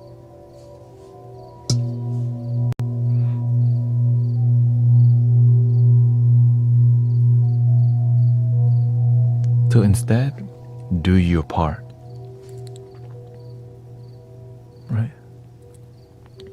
Be the change you wish to see in society, in humanity.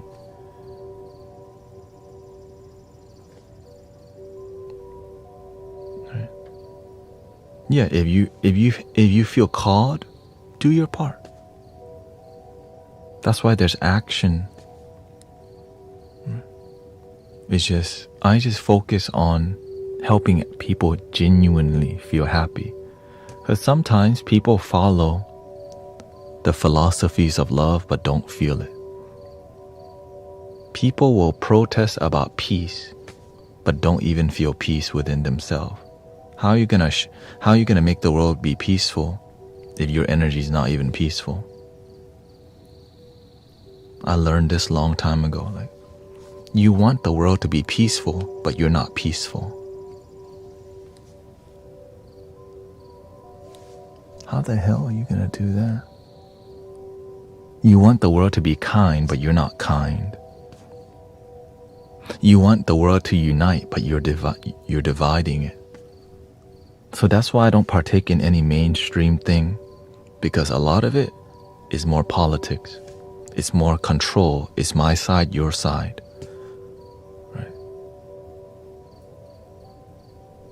Right? It's about who's gonna have the whatever. It's about winning. My side winning, your side not. Right? Our values are...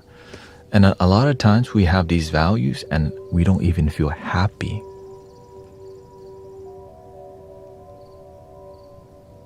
Because happiness isn't part of the... We follow the happiness identity, but don't feel happiness. Many people follow the Buddha, but don't feel peace. Many people love Jesus Christ, right? Christ is King, but they don't even feel the love of God on a daily basis. And sometimes they're still angry inside and they project all these things, right? Love your damn self. Jesus loves you, right? Sometimes people do that because they don't heal, so they're projecting all these things. Because when you have love in your heart, you don't even have to say anything. They can feel it from your energy, from your presence.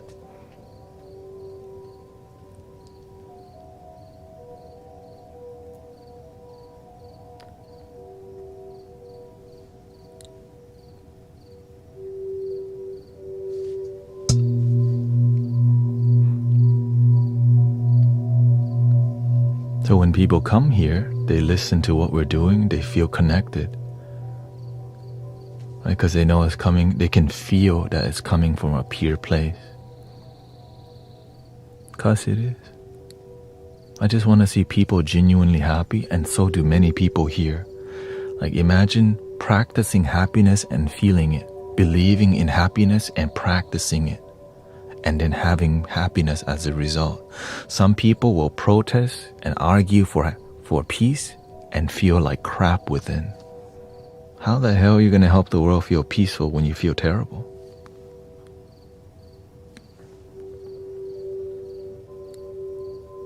But you see how simple that wisdom is? But if you don't follow wisdom, you're just gonna get offended. You don't understand. And then you find out they're all sick inside. Their mental health is down the drain. They smoke on a daily basis, drink, and then they're always on Tinder. Right? So that's why before you listen to people, you have to know, are they genuinely happy in their life? Are they grounded? What are their results in happiness? Because I see some people, they're constant with complaining and then they're unhappy, but they say they're doing it for a good reason. Yeah, you may have a loving heart, but you feel like crap. A ton of people have a loving heart and are miserable. I want to see you have a loving heart and you're happy versus misery.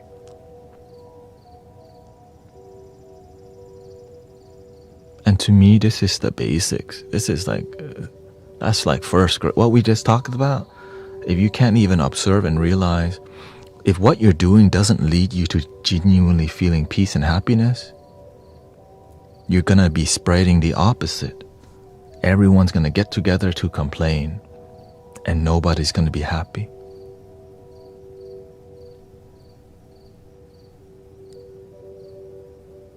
I'm out of the first. Yeah. Now the thing is, people complain not just about politics. Some people complain about the system. Right? They can complain about anything. You can complain, man, it's so hot in Houston. Why do I live here? Summertime is in the 90s. Man, I wish I would live in Colorado. Or next thing, man, I'm so broke. Right? I'm so broke. And the more you validate yourself, like instead of learning to just increase your wealth, believing in yourself and living a life where you succeed, you can just be a victim of your circumstances the whole time. Right? I come from low income. Right? I've been the bottom of the barrel. I'm the bottom quarter of my class. That's why I didn't make it anywhere in life. Right? And that's why I'm not here I don't believe in victim consciousness. Yes, you can be damaged, but you can heal and be better and make your life work. But when you start practicing that philosophy, that you just, no matter what happens in your life, you can make it. When you believe in that, it's hard for people to control you because you don't play no victim. Because if you learn victim consciousness, you can apply in every area. You're gonna blame your father, mother, blame the system, blame your ex-boyfriend or girlfriend, blame your cat and dog, blame, man, it's because I got a Kia. That's a bad car. Right? It's because I was born in the wrong time. I should have been born in the 80s or 90s. Like, and you can go on and on and on and on and on.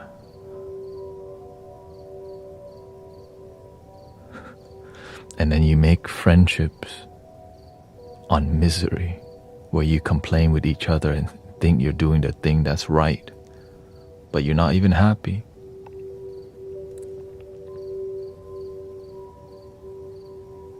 And then where did they go to find peace? Over here. People will complain somewhere else and come here to relax. All the time. They'll go do politics hard, they'll go complain, and then for peace, they'll come back here. Like, well, what if you just kept practicing peace?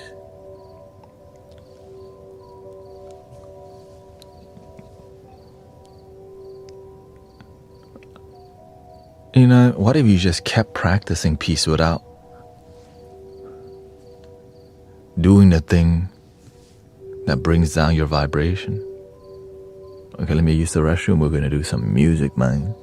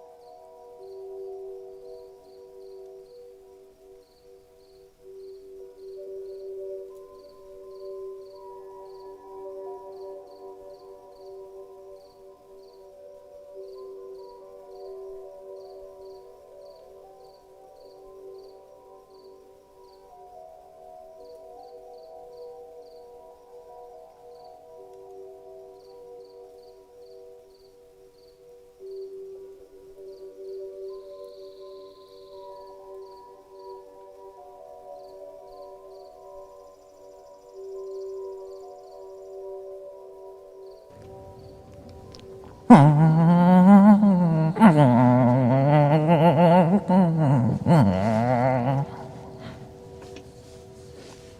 right. Let's see who's gonna do the honors. How about Sister Grace Hart AZ? What flute would you like to hear, sister?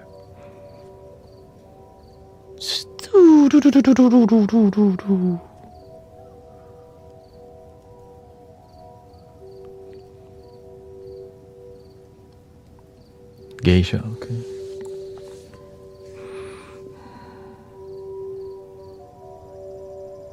Just gotta hear the rumble. Sometimes love your damn self can make people afraid because it's moving away from a place of fear and division.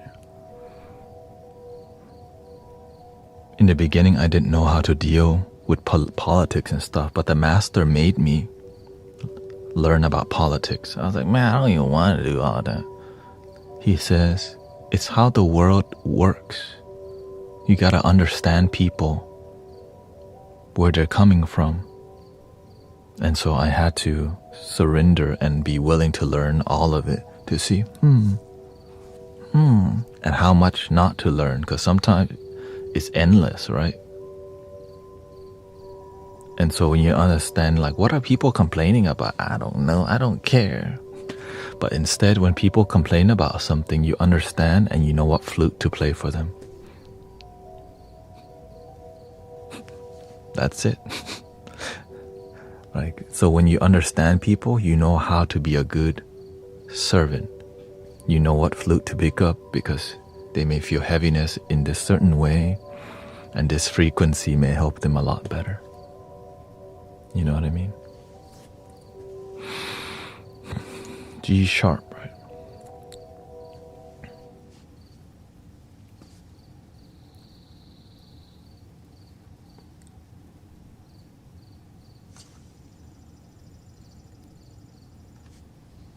Thank you for all your blessings.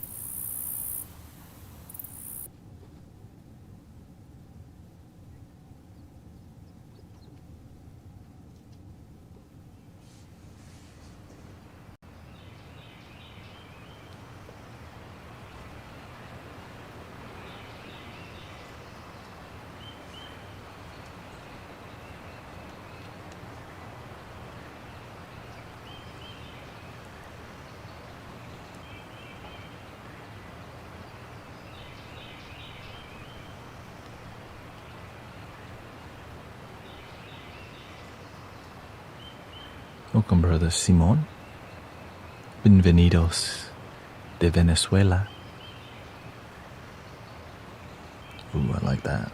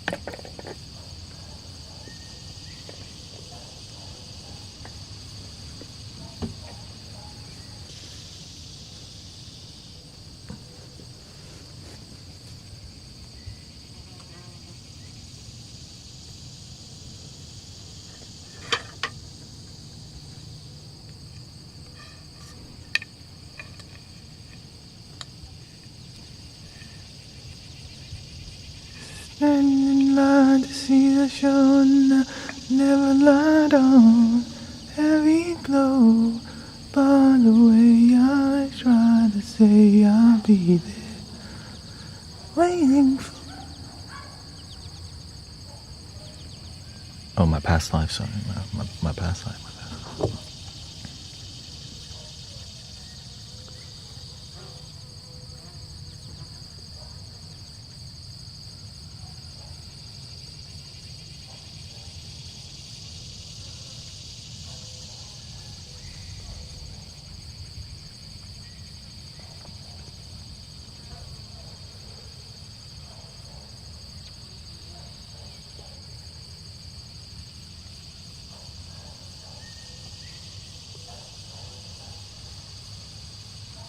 I'm going to be recording this, so give me a second.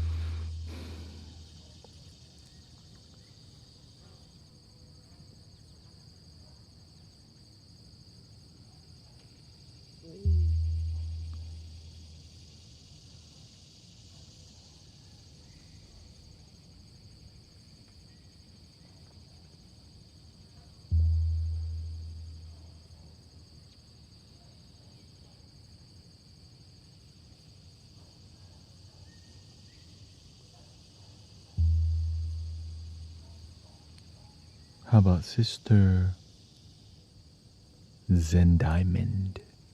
Since your birthday recently, what flute do you like to hear so I can record it for you to go on YouTube? Welcome, California. Zen Diamond. Shout out to Rio because he's sounding good. He's sounding better on a flute every day with his Irish tin whistle. I can get my 3D printer started again to print some more flutes so everybody can have a flute.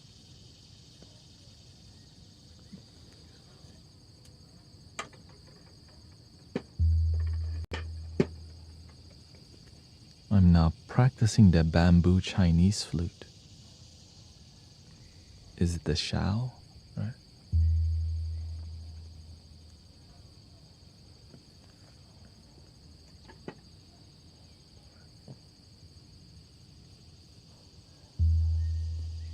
Moved it over here. Or is it a sideways? What's the other one called?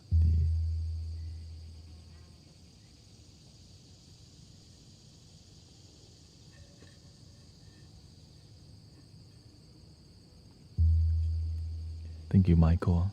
I hope you feel more peaceful. Thank you to user 9385529. Thank you for your blessings. Thank you, May, Grace. Thank you to all. The Shao.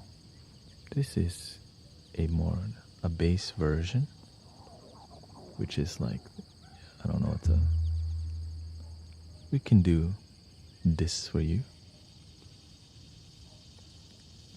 Let's hear the nature of this flute first, and then we'll EQ the flute. Once we EQ the flute, then we'll record the flute.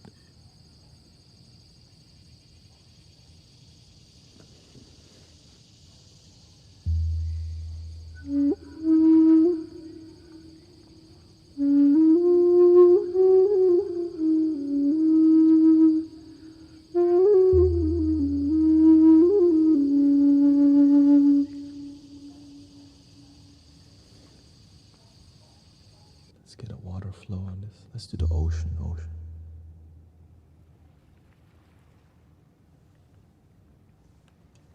gonna have to add a melody in the back here to make it a bit more interesting. Terrible day on the phone with the ex. Stay grounded. Have good boundary.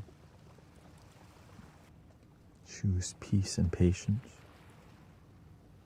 but don't let people push you over. That's all.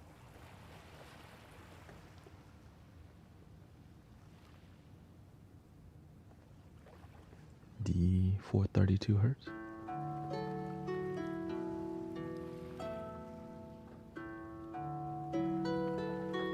Thank you, Ellie, for your blessing.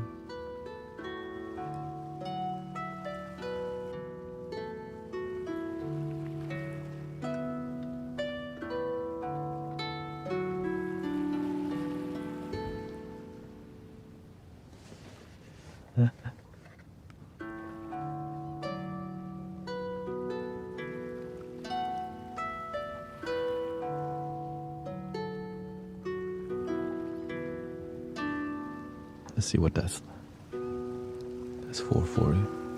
Let's switch it to 432.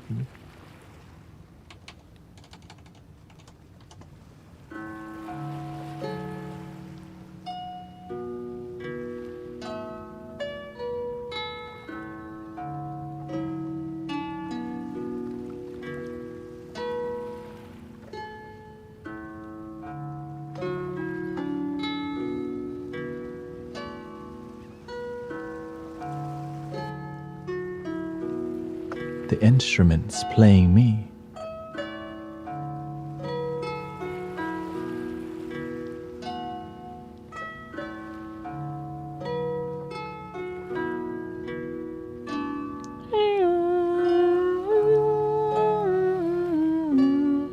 Let me see if that works for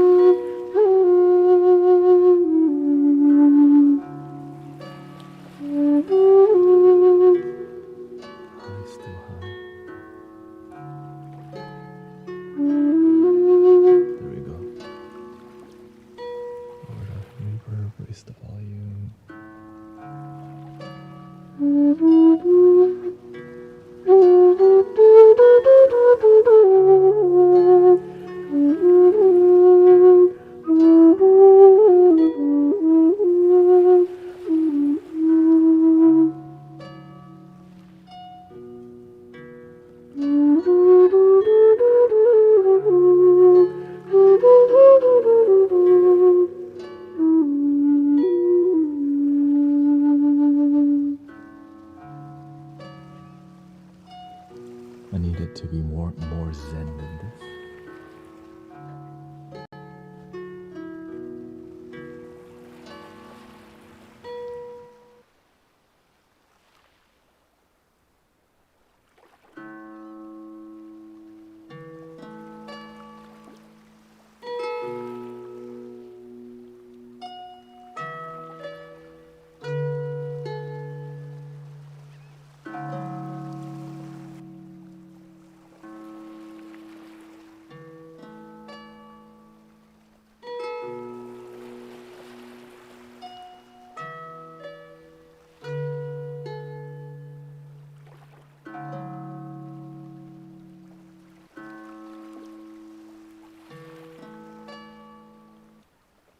Here we go. Let me test again.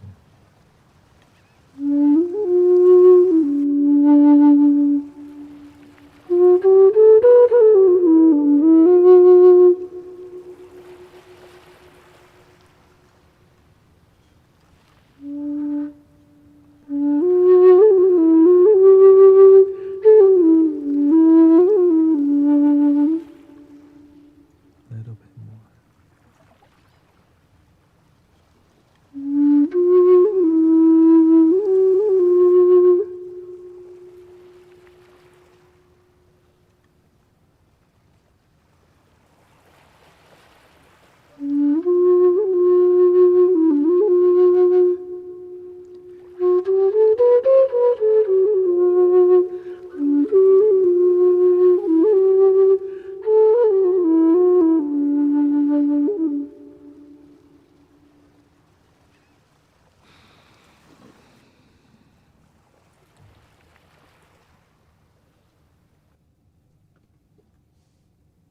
I want it to be more realistic to the background.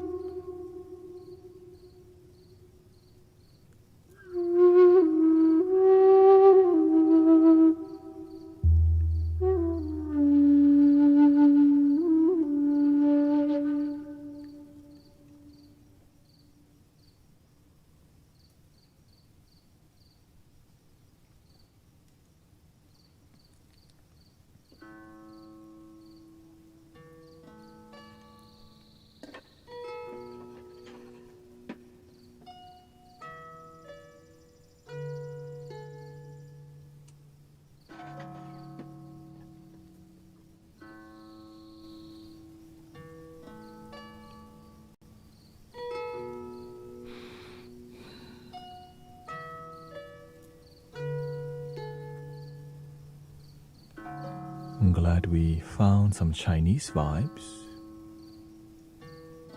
You know?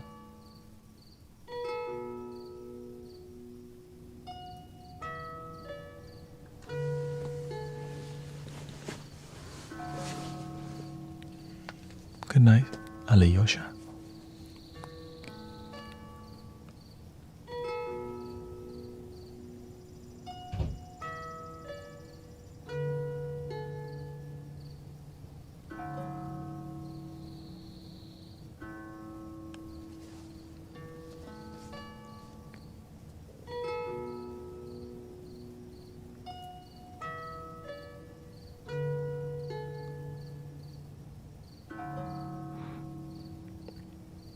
I recorded that Chinese flute and Native American flute because it needed support. Not the most refined flute, but yeah.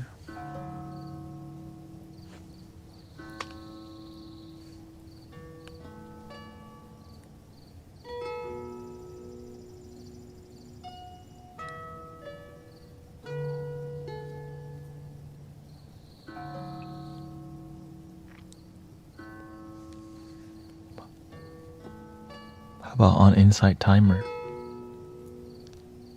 What kind of flute you want to hear, Beverly? Beverly.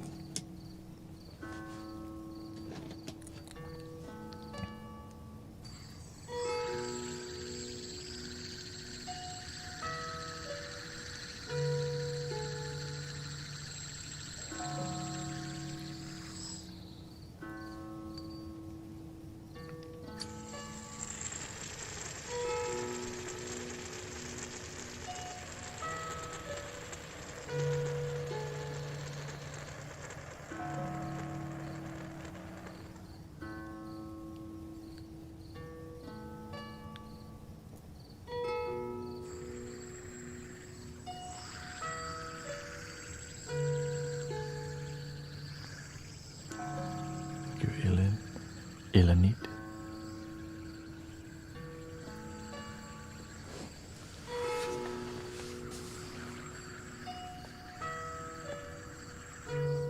Not sure if Beverly's still here. Let's see here.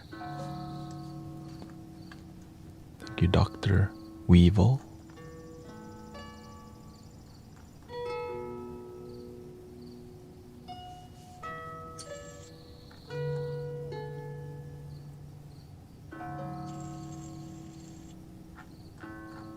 How about on Twitch? What kind of flute do y'all want to hear?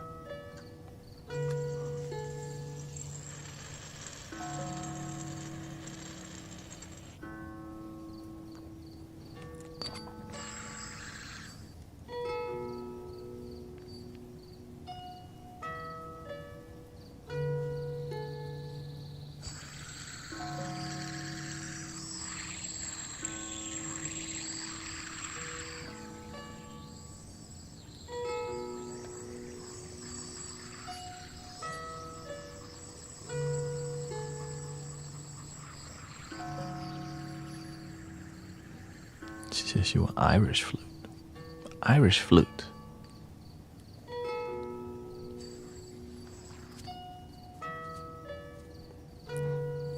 The UFO flute. The Halusi.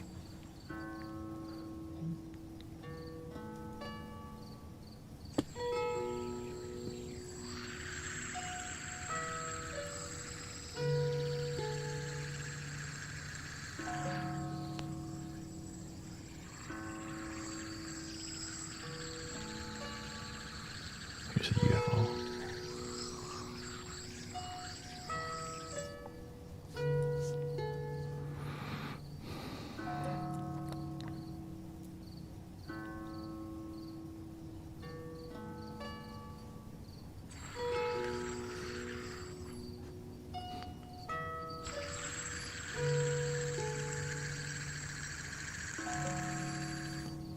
The Halusi is hard to accompaniment.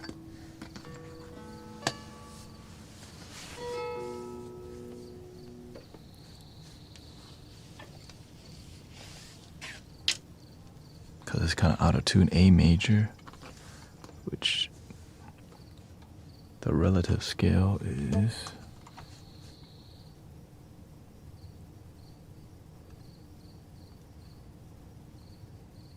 and then we'll do the Irish flute, and then we'll do this F sharp minor. Let's see, but when I play this flute,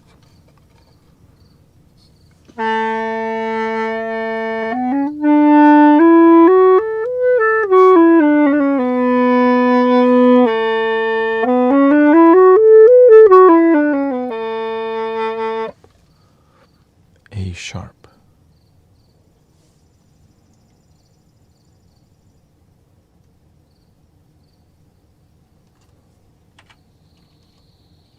Thank you for helping me achieve 108,000 likes. Thank you so much. Okay, let's try it first. So A sharp major. Maybe it'll work with the Chinese scale here.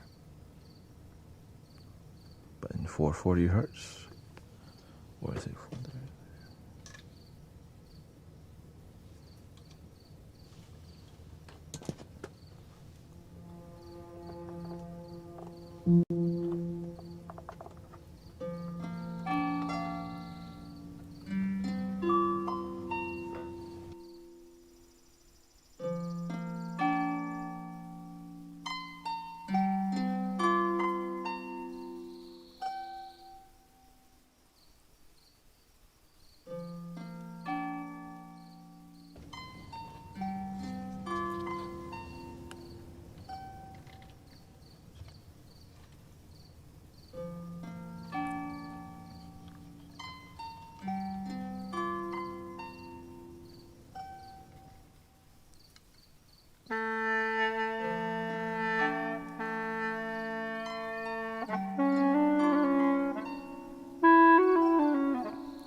Okay, let's try 440 hertz.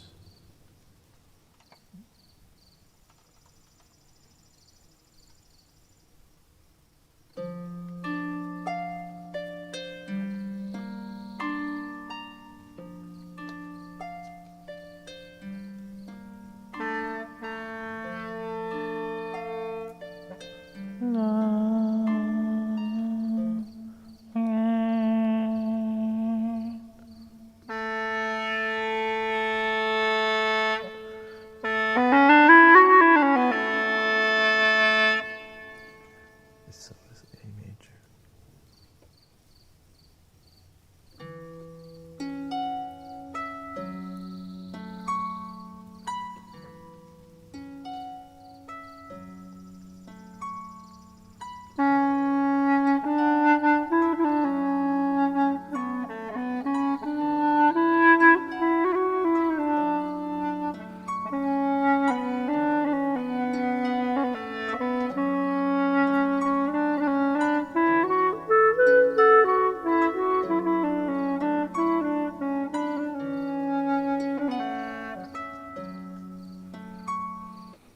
But of course,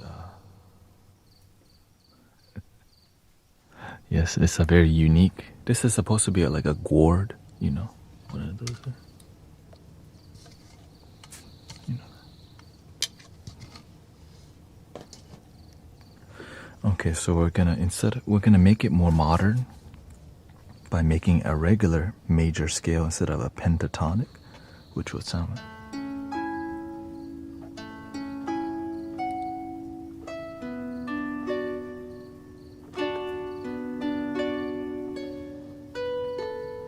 But to make it more romantic, we're going to make it a piano sound, I think.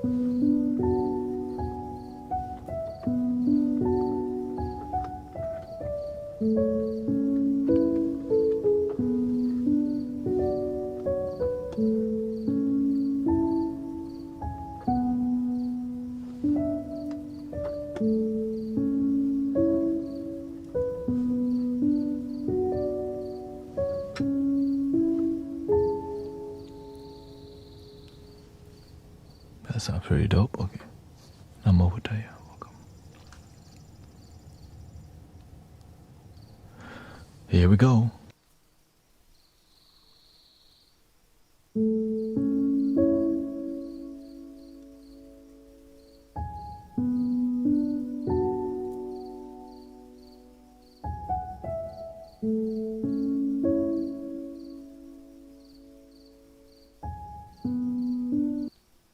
Here we go.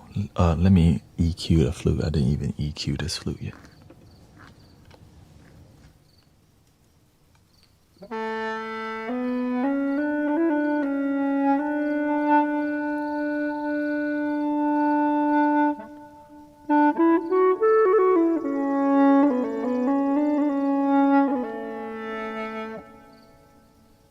Thank you for the blessing, Dancing Aurora Borealis.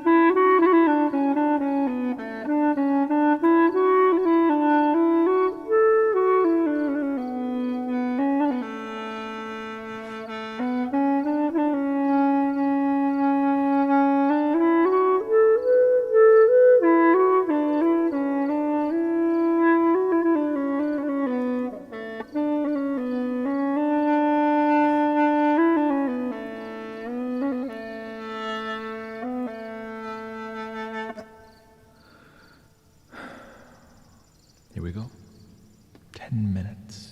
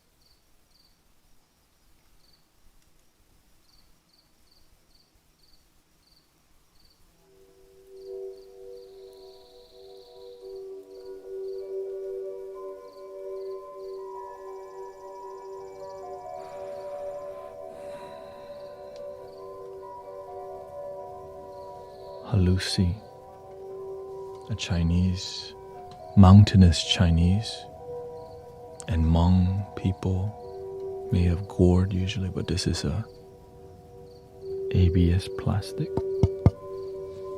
Beautiful. Welcome Nin Dinu.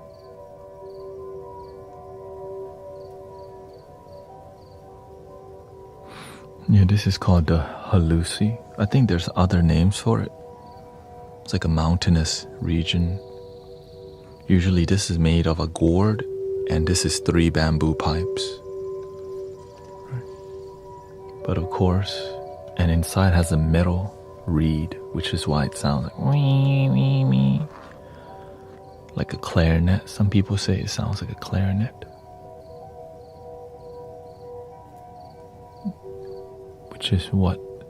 Which is making me think, man, maybe I need a clarinet.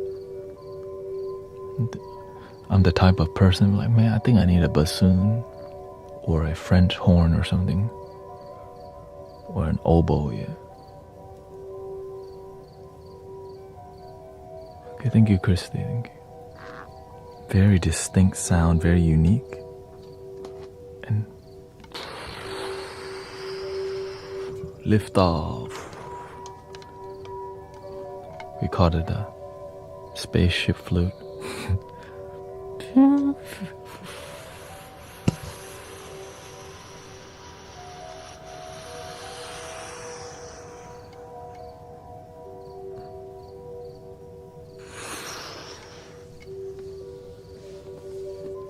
I mean, to me, yeah. Here's another spaceship flute.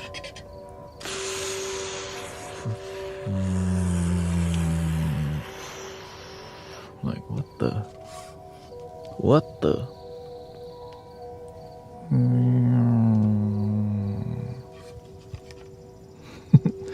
For sure.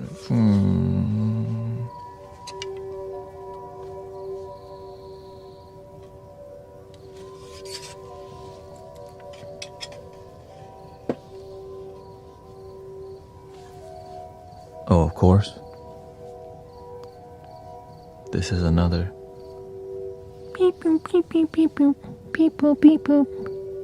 This is the most spaceship looking flute we got.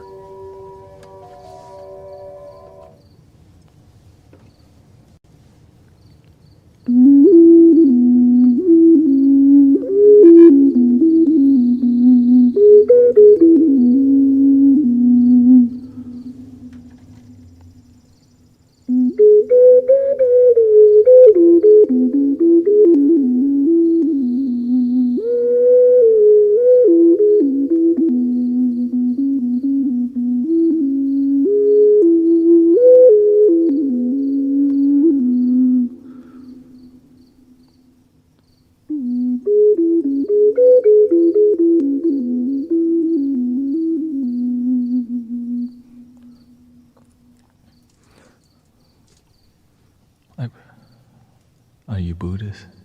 I was raised Buddhist, but I just choose to follow original spirituality. Which is called find your own way to be happy. And the happiness is genuine. That's it.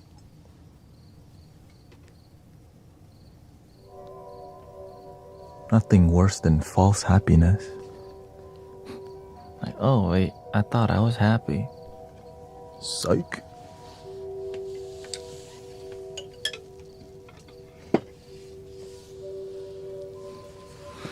The Buddha's teaching has a lot to offer.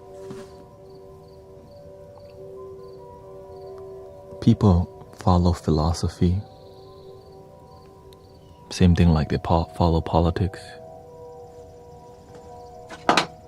A lot of knowledge, but not happiness sometimes.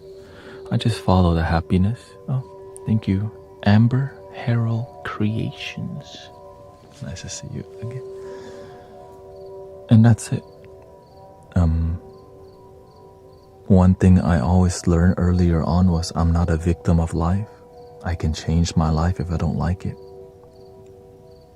And happiness, it can be simple or can be difficult. However you want it to be. And if you hang around with people who make happiness difficult, you become just like them. People who complain all day.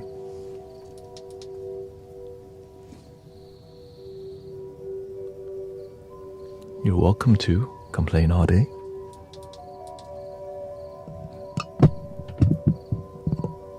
It's a tough journey alone. That's why you're not alone. That's the beautiful part. You have friends. But no one says life is supposed to be easy. That's why we can complain, because life is difficult. That's what, imagine if your life's difficult and you can't even complain. But luckily, what's better is you can change your life. But some people don't believe in that.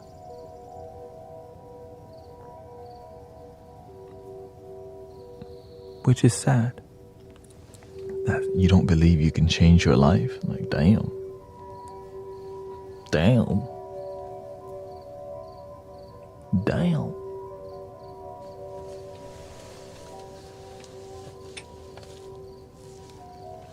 So that's why I traveled alone oftentimes. Even what I believe pisses a lot of good people off. It's just, when your happiness is genuine and true, you stand on it. When your happiness is not genuine and true, you get pissed off too easily. Right? Like, you don't have to agree with me. I just know I'm happy, I feel happy, and I breathe happy. That's it. I just know what I practice works for me, clearly. Because I used to be clearly miserable. And then I mentor many people with results. And so when you mentor people with results for years, and then you find a teacher who mentors people, teaches you how to be a better mentor, so and it's all from the heart. Like, you don't have to pay for a damn thing here. You don't have to buy any t-shirts. You don't have to subscribe. You don't have to donate.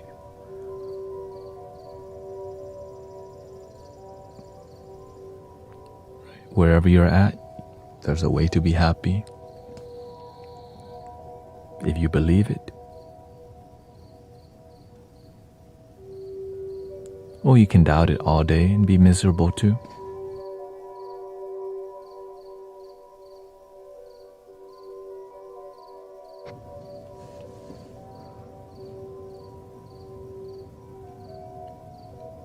Any advice on first steps to make yourself not miserable?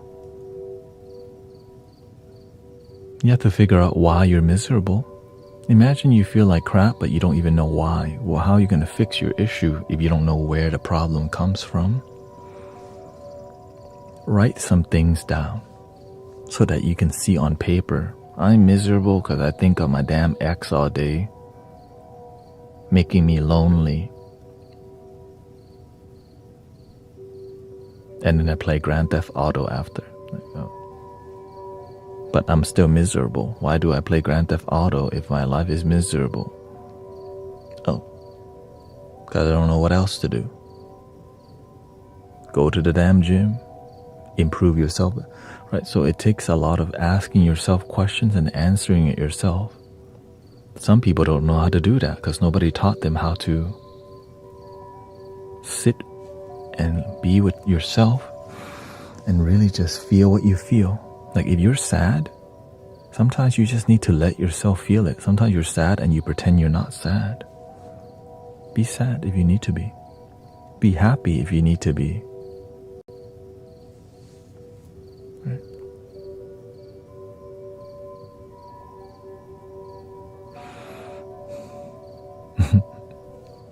Grand Theft Auto. One of the reasons that I used to be miserable in the past is because I was living the life my parents wanted for me, and I kept failing at that. So it makes me feel like crap. Instead of, some people can achieve what their parents wish for them, I just couldn't. It led me to realizing maybe I can follow my own life.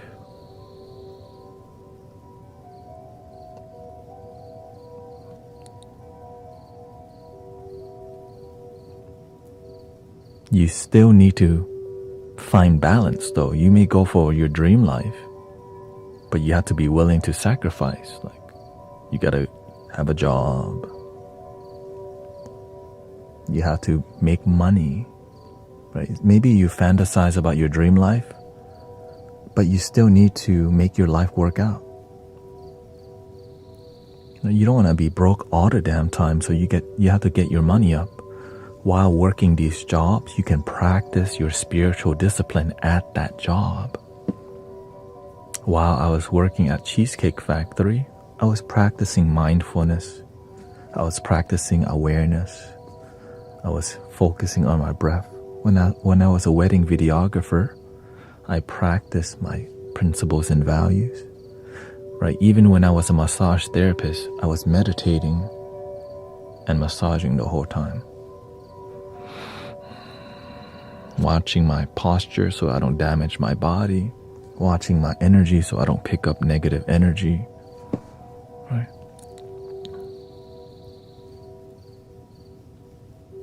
So there's many opportunity to cultivate for sure.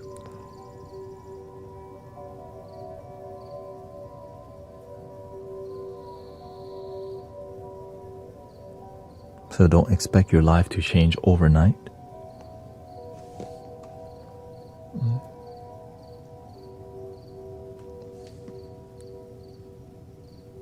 And also, don't journey with the immature unless you want to stay in low vibration. Whenever I started evolving my life, I stopped hanging out at the bar, the club, and the raves. I deleted all my plugs number. I stopped picking up. I stopped smoking. I stopped partying because I wanted a different future.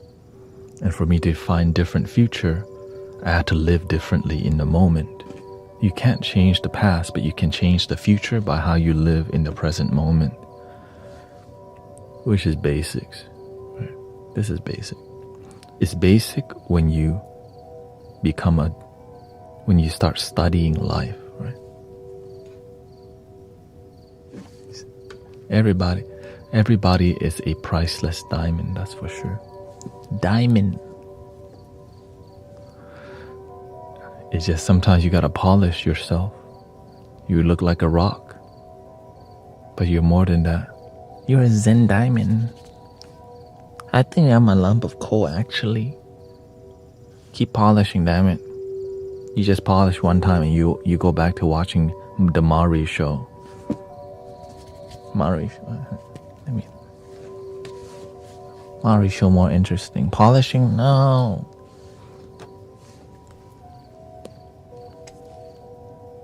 I'm still a lump of coal. This is just your second day, okay? You just expect your whole life to transform in 2 days. That's called doing too much mushroom, okay? Anyways, welcome Green Gears.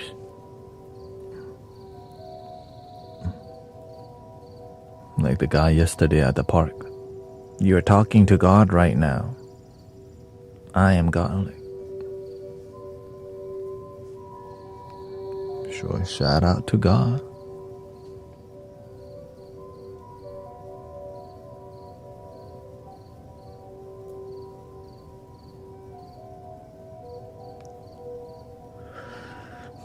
He was literally tripping.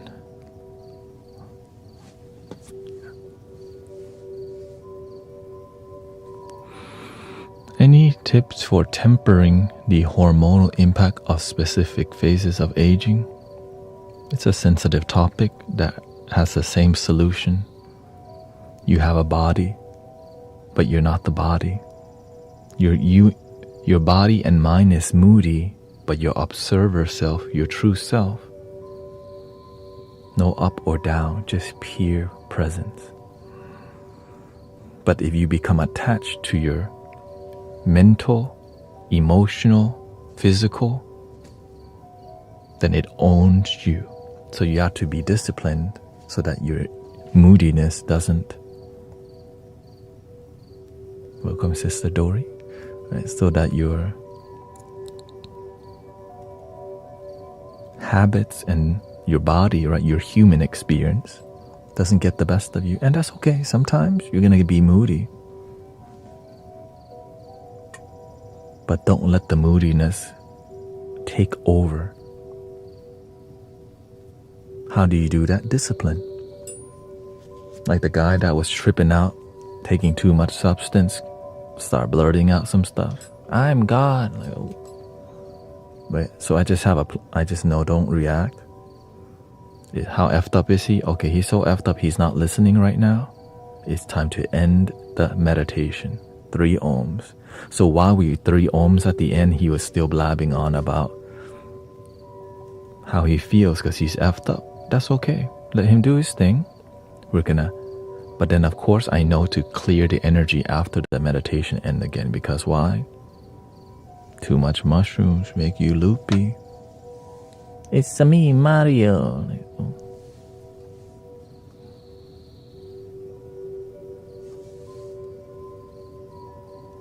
So that's why even signs of aging like wrinkling or gray hair, welcome it. Aww, that reminds me I'm impermanent. One day I will die. Nothing wrong with that to me. I'm like, that's the nature of life. When is that time? Give it to me. When it's not time, well, and when it is time, shoot, it's just gonna be, it could be any day. Right, so it's signs of aging. Your hair wrinkly, your face wrinkly, your hair turns gray. And sometimes your body is different, right? Menopause or your mood swings. So that's why when you stay centered, your body and mind experience mood swing. Your discipline keeps you centered and solid. But many people don't practice like that.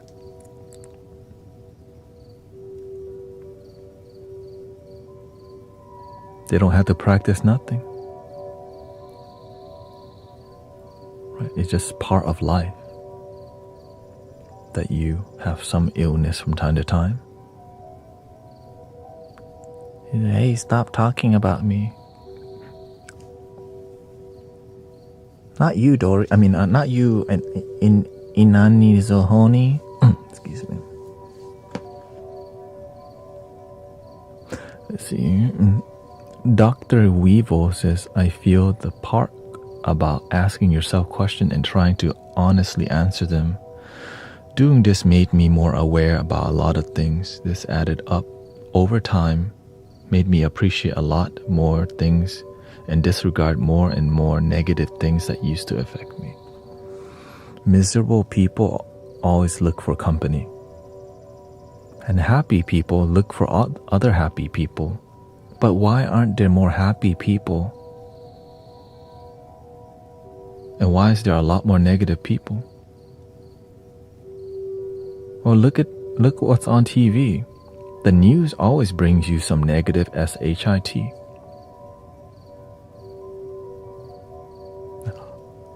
So we copy what the news is doing, complain about the world. Because you learn that type of programming. You're just copying what you see. Right? Drama. Because sometimes your life is boring and drama keeps it interesting and negative or positive. In here we have positive news, positive drama, but we face negativity together, but with loving intention.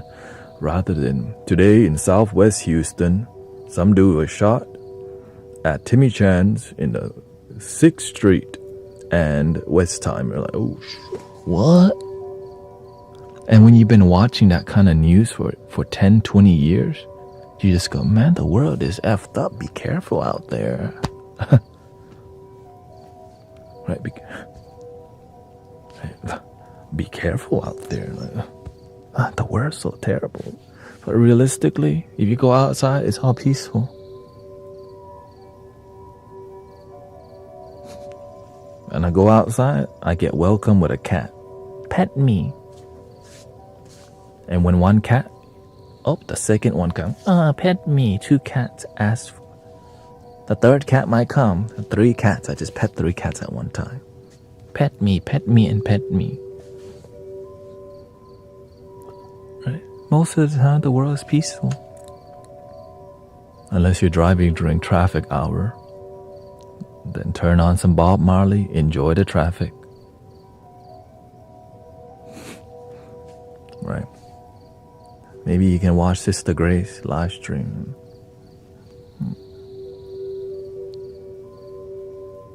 But sometimes we let the news control our mind.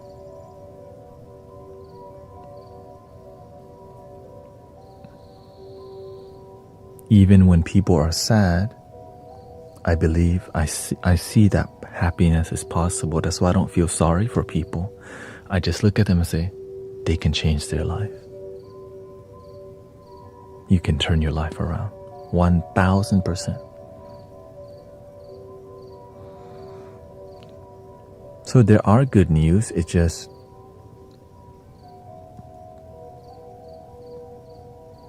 we need to, cultivate. Like this community focus on good news, right? Testimonials. Because why? Behind this group, there's no strings attached. When you watch TV, you don't know who's controlling the media. You don't know what interest, so there's strings attached to all right, so there's politics involved in news, right? They say whoever controls the media controls people's mind. Of course. And back then, whoever controlled the books controlled the consciousness. Whoever controls the newspaper, right? Whoever controls the person, the pastor, the minister. Because back then there was no TV, so there was a more different type of control. But nowadays we can be here and show up purely, but it's a lot of effort, right?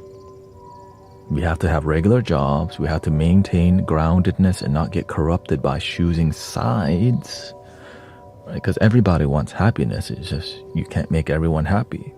So learning to be a beneficial presence on the planet, understand people, and be supportive. But if we just hate each other, that makes the world a worse place. Hate just creates more hate. Anger creates more anger. And you can easily get manipulated by the news, by media. Because you don't know you don't know where they come from, who's paying them. So that's why you have to be willing to just be a good observer, or else you get pissed off all the time. So instead of doing that, we just focus on how to chill people out, how to enjoy your life. It's hard for people to really when your life is miserable and it's not getting better, you're going to find other miserable people to complain with. It's natural, right? Because you plant misery, you plant complaint, you're naturally going to attract misery and complaint.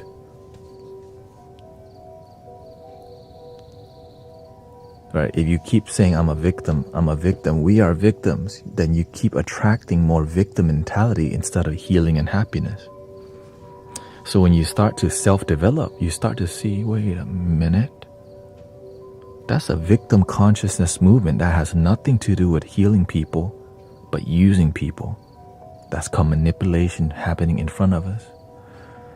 But sadly, the reason why people are willing to be victim, because you get money sometimes.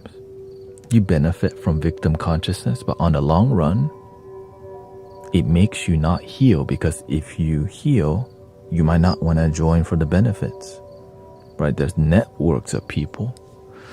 So that's why I stay away from mainstream everything. Even the spirituality in here that we practice, we don't do the mainstream thing. Right? The way we operate in here is more just one love and actually feeling the love together. Not just talking about and singing about one love, but we don't feel it.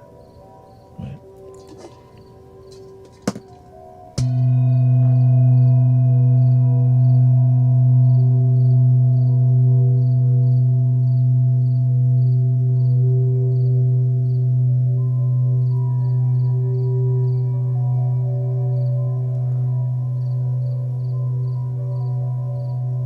And deep down, people just want to be happy and for you to leave them alone.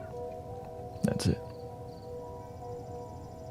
Deep down, we all just want happiness and chill. But you can't just chill, because this human reality has challenges. it's not easy, but we're not here for it to be easy. The ego wants things to be easy, right? Pay bill, chill, have savings, and maybe retire. But that's all what everyone else wants, right? And you can have it too. But sometimes it's the worst thing for you, because you know why? When you retire, you die a lot earlier because you have no purpose. You're just there pickling yourself, right? There's a study done that if you retire early, you also die early. But if you have a purpose, there's a reason for you to wake up every day, because you have a calling. And you live longer too. You're happier, you're healthier, because you wake up with service in your heart. That purpose is something about being a good servant, being a good service to humanity, and beyond just about you and yourself and me and mine. When I figured all this out, my life became so much more happier, because instead of wanting a random Nissan GTR or random, things that I thought would bring me joy, I actually figured out where joy came from.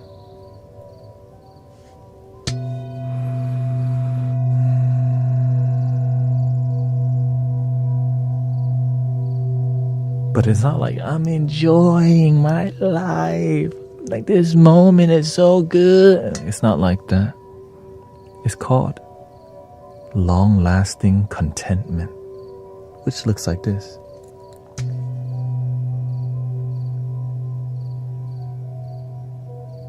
And just doing that for a long time. You get a little pissed off, but not really, because you enjoy joy. You get really happy, but you stay grounded, because you know the breakthrough and the bliss can be a fleeting experience, and the contentment is long-lasting.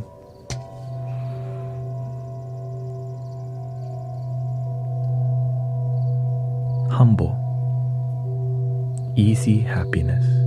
But it's not easy, right?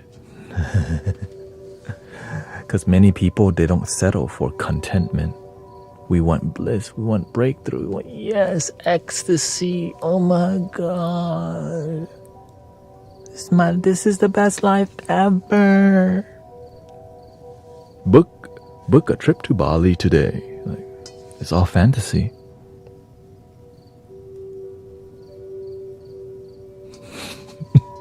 It's all fantasy. And then they use social media, they use content creator to sell you something all the time. But are you happy? Who knows? You just book a flight to Japan though.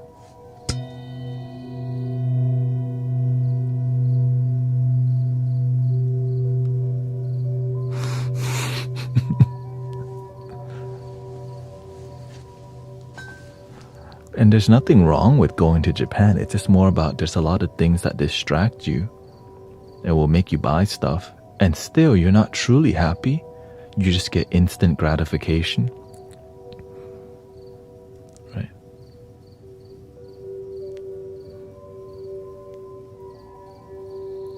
Yeah, exactly. I don't even know the word happy anymore. I feel content, and that feels good enough. I like to say, feel good enough and slowly improve that.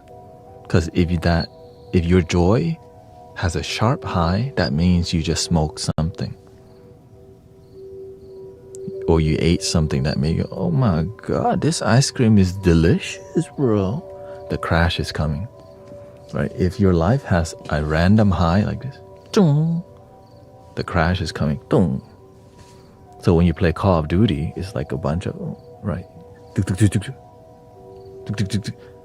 And it plays, right? So that's why video games are super addictive, because it gives you a jolt of high. And you take a break, you're like, oh, what the hell? You get on TikTok, Snapchat, Reddit, Twitch, Twitter. All right, then the lobby already loaded.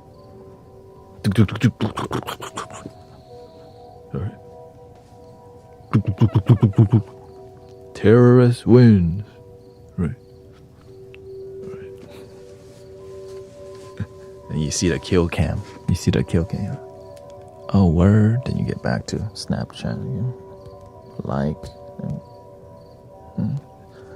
Right. It's nothing wrong with being online until your life is unfulfilled and you're doing it. When your life is fulfilled and you're genuinely happy, do whatever the hell you want. You know what I mean? The issue is we can be doing a bunch of stuff and is unhappy. Right? Maybe we're even getting like we're on Tinder, we're getting a bunch of booty, but deep down you know this is not the right way. But everyone says this, you get girls, you get guys, right? Girls holler at you, you know what I'm saying? Right? You're somebody, right? You know what I'm saying? Yeah. Right? You're somebody, right? Because they say, shout out, you know what I'm saying?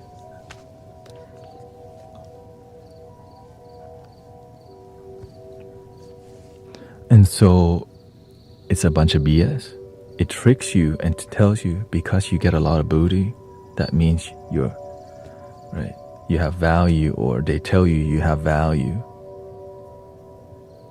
right? Because you do this and that. But a lot of times we just got marketed to. Good marketing makes you think you're happy, but that happiness ends. But that spiritual happiness is a daily joy and gratitude where you go, another day to teach people to love themselves, play flutes and hit on that gong again. Another day to see great testimonials. And we have Sister Mira's testimonial today. She says, I never talked about this before, but a couple months ago I was stressed and became so addicted to food that I gained around 20 pounds in a couple of months. Your talks made me realize I was addicted and not honoring my body or loving myself, so I started regulating how I eat, and it was really hard, but being consistent helped me to be more disciplined. I lost more than 11 pounds, and sometimes I get back to the bad habits, but quickly remind myself of my discipline. I still want to lose a couple more pounds and live healthier. Grateful for you, brother. Right? She did that on her own will. Right? You decided to believe, you decided to be the change you wish to see in your life. No one can change it. Right? Many people go, the foods, see, it's the corporation put addictive chemicals for us to, but your own willpower is stronger than any chemical. If you just decide to have faith and believe, boom. We can blame high fructose corn syrup. How dare they? Then stop eating that stuff. See, it's in the ketchup. Do they own you or do you own yourself?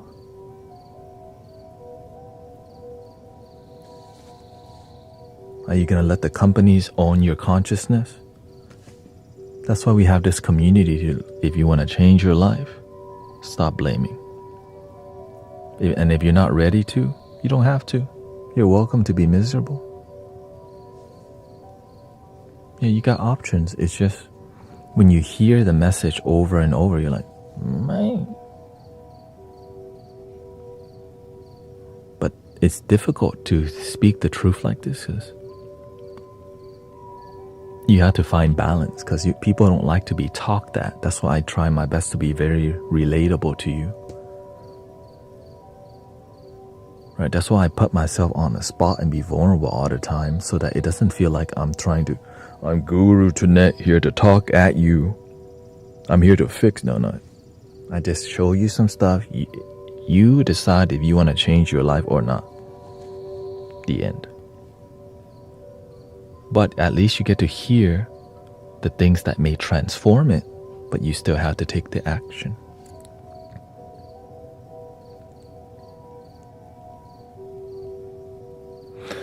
Anyways, I hope you enjoyed today's live stream. This is the morning stream. Thank you so much for believing in peace. Thank you for staying centered. Don't get swept away by the media right now. It's been the same style.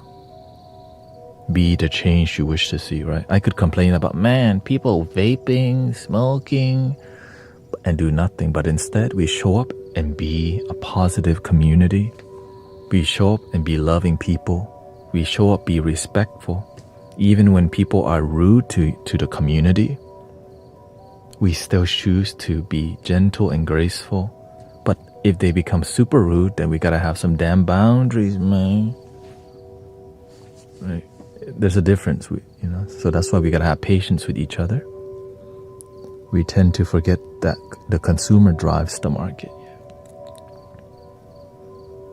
That's why there's a ton of vegetarian stuff in the grocery store now. Before,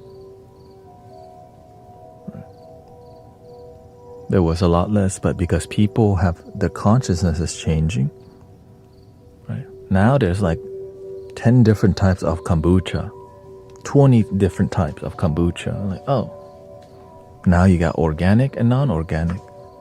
You get what you can afford, right? But we're not gonna go, man, I'm too poor to eat healthy. You're not even trying.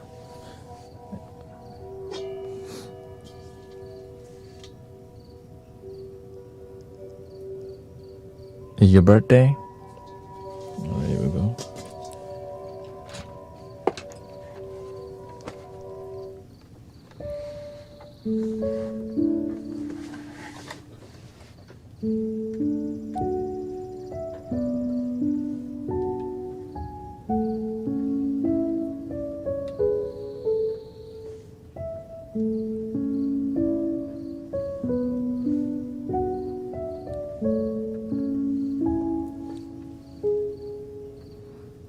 Happy birthday to you. Happy birthday to you. Happy birthday, happy birthday, happy birthday to you.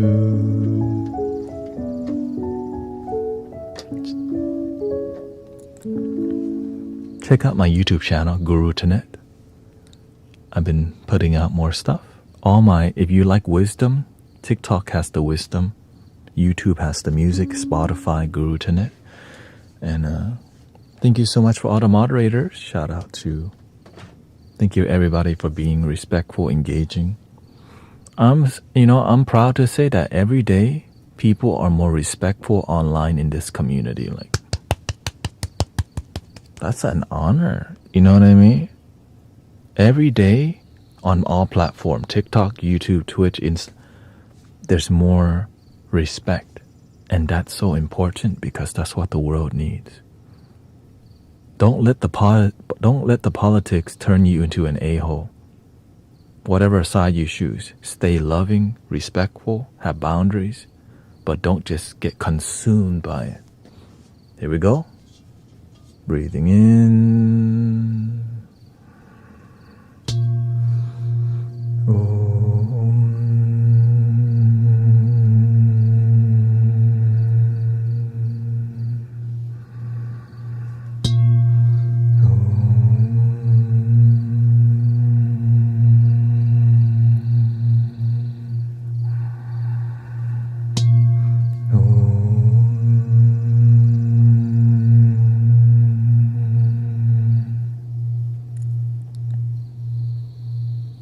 Please love your damn self. Stay grounded. Summertime brings more fire. And the best way to deal with fire is with patience, wisdom, and grace. If you vibe with Zen Zone Monique, CC, Thea, Miss, give people a follow, subscribe, check them out. And I'll see you in about 4 hours. Thank you, everybody. Muchas gracias a todos.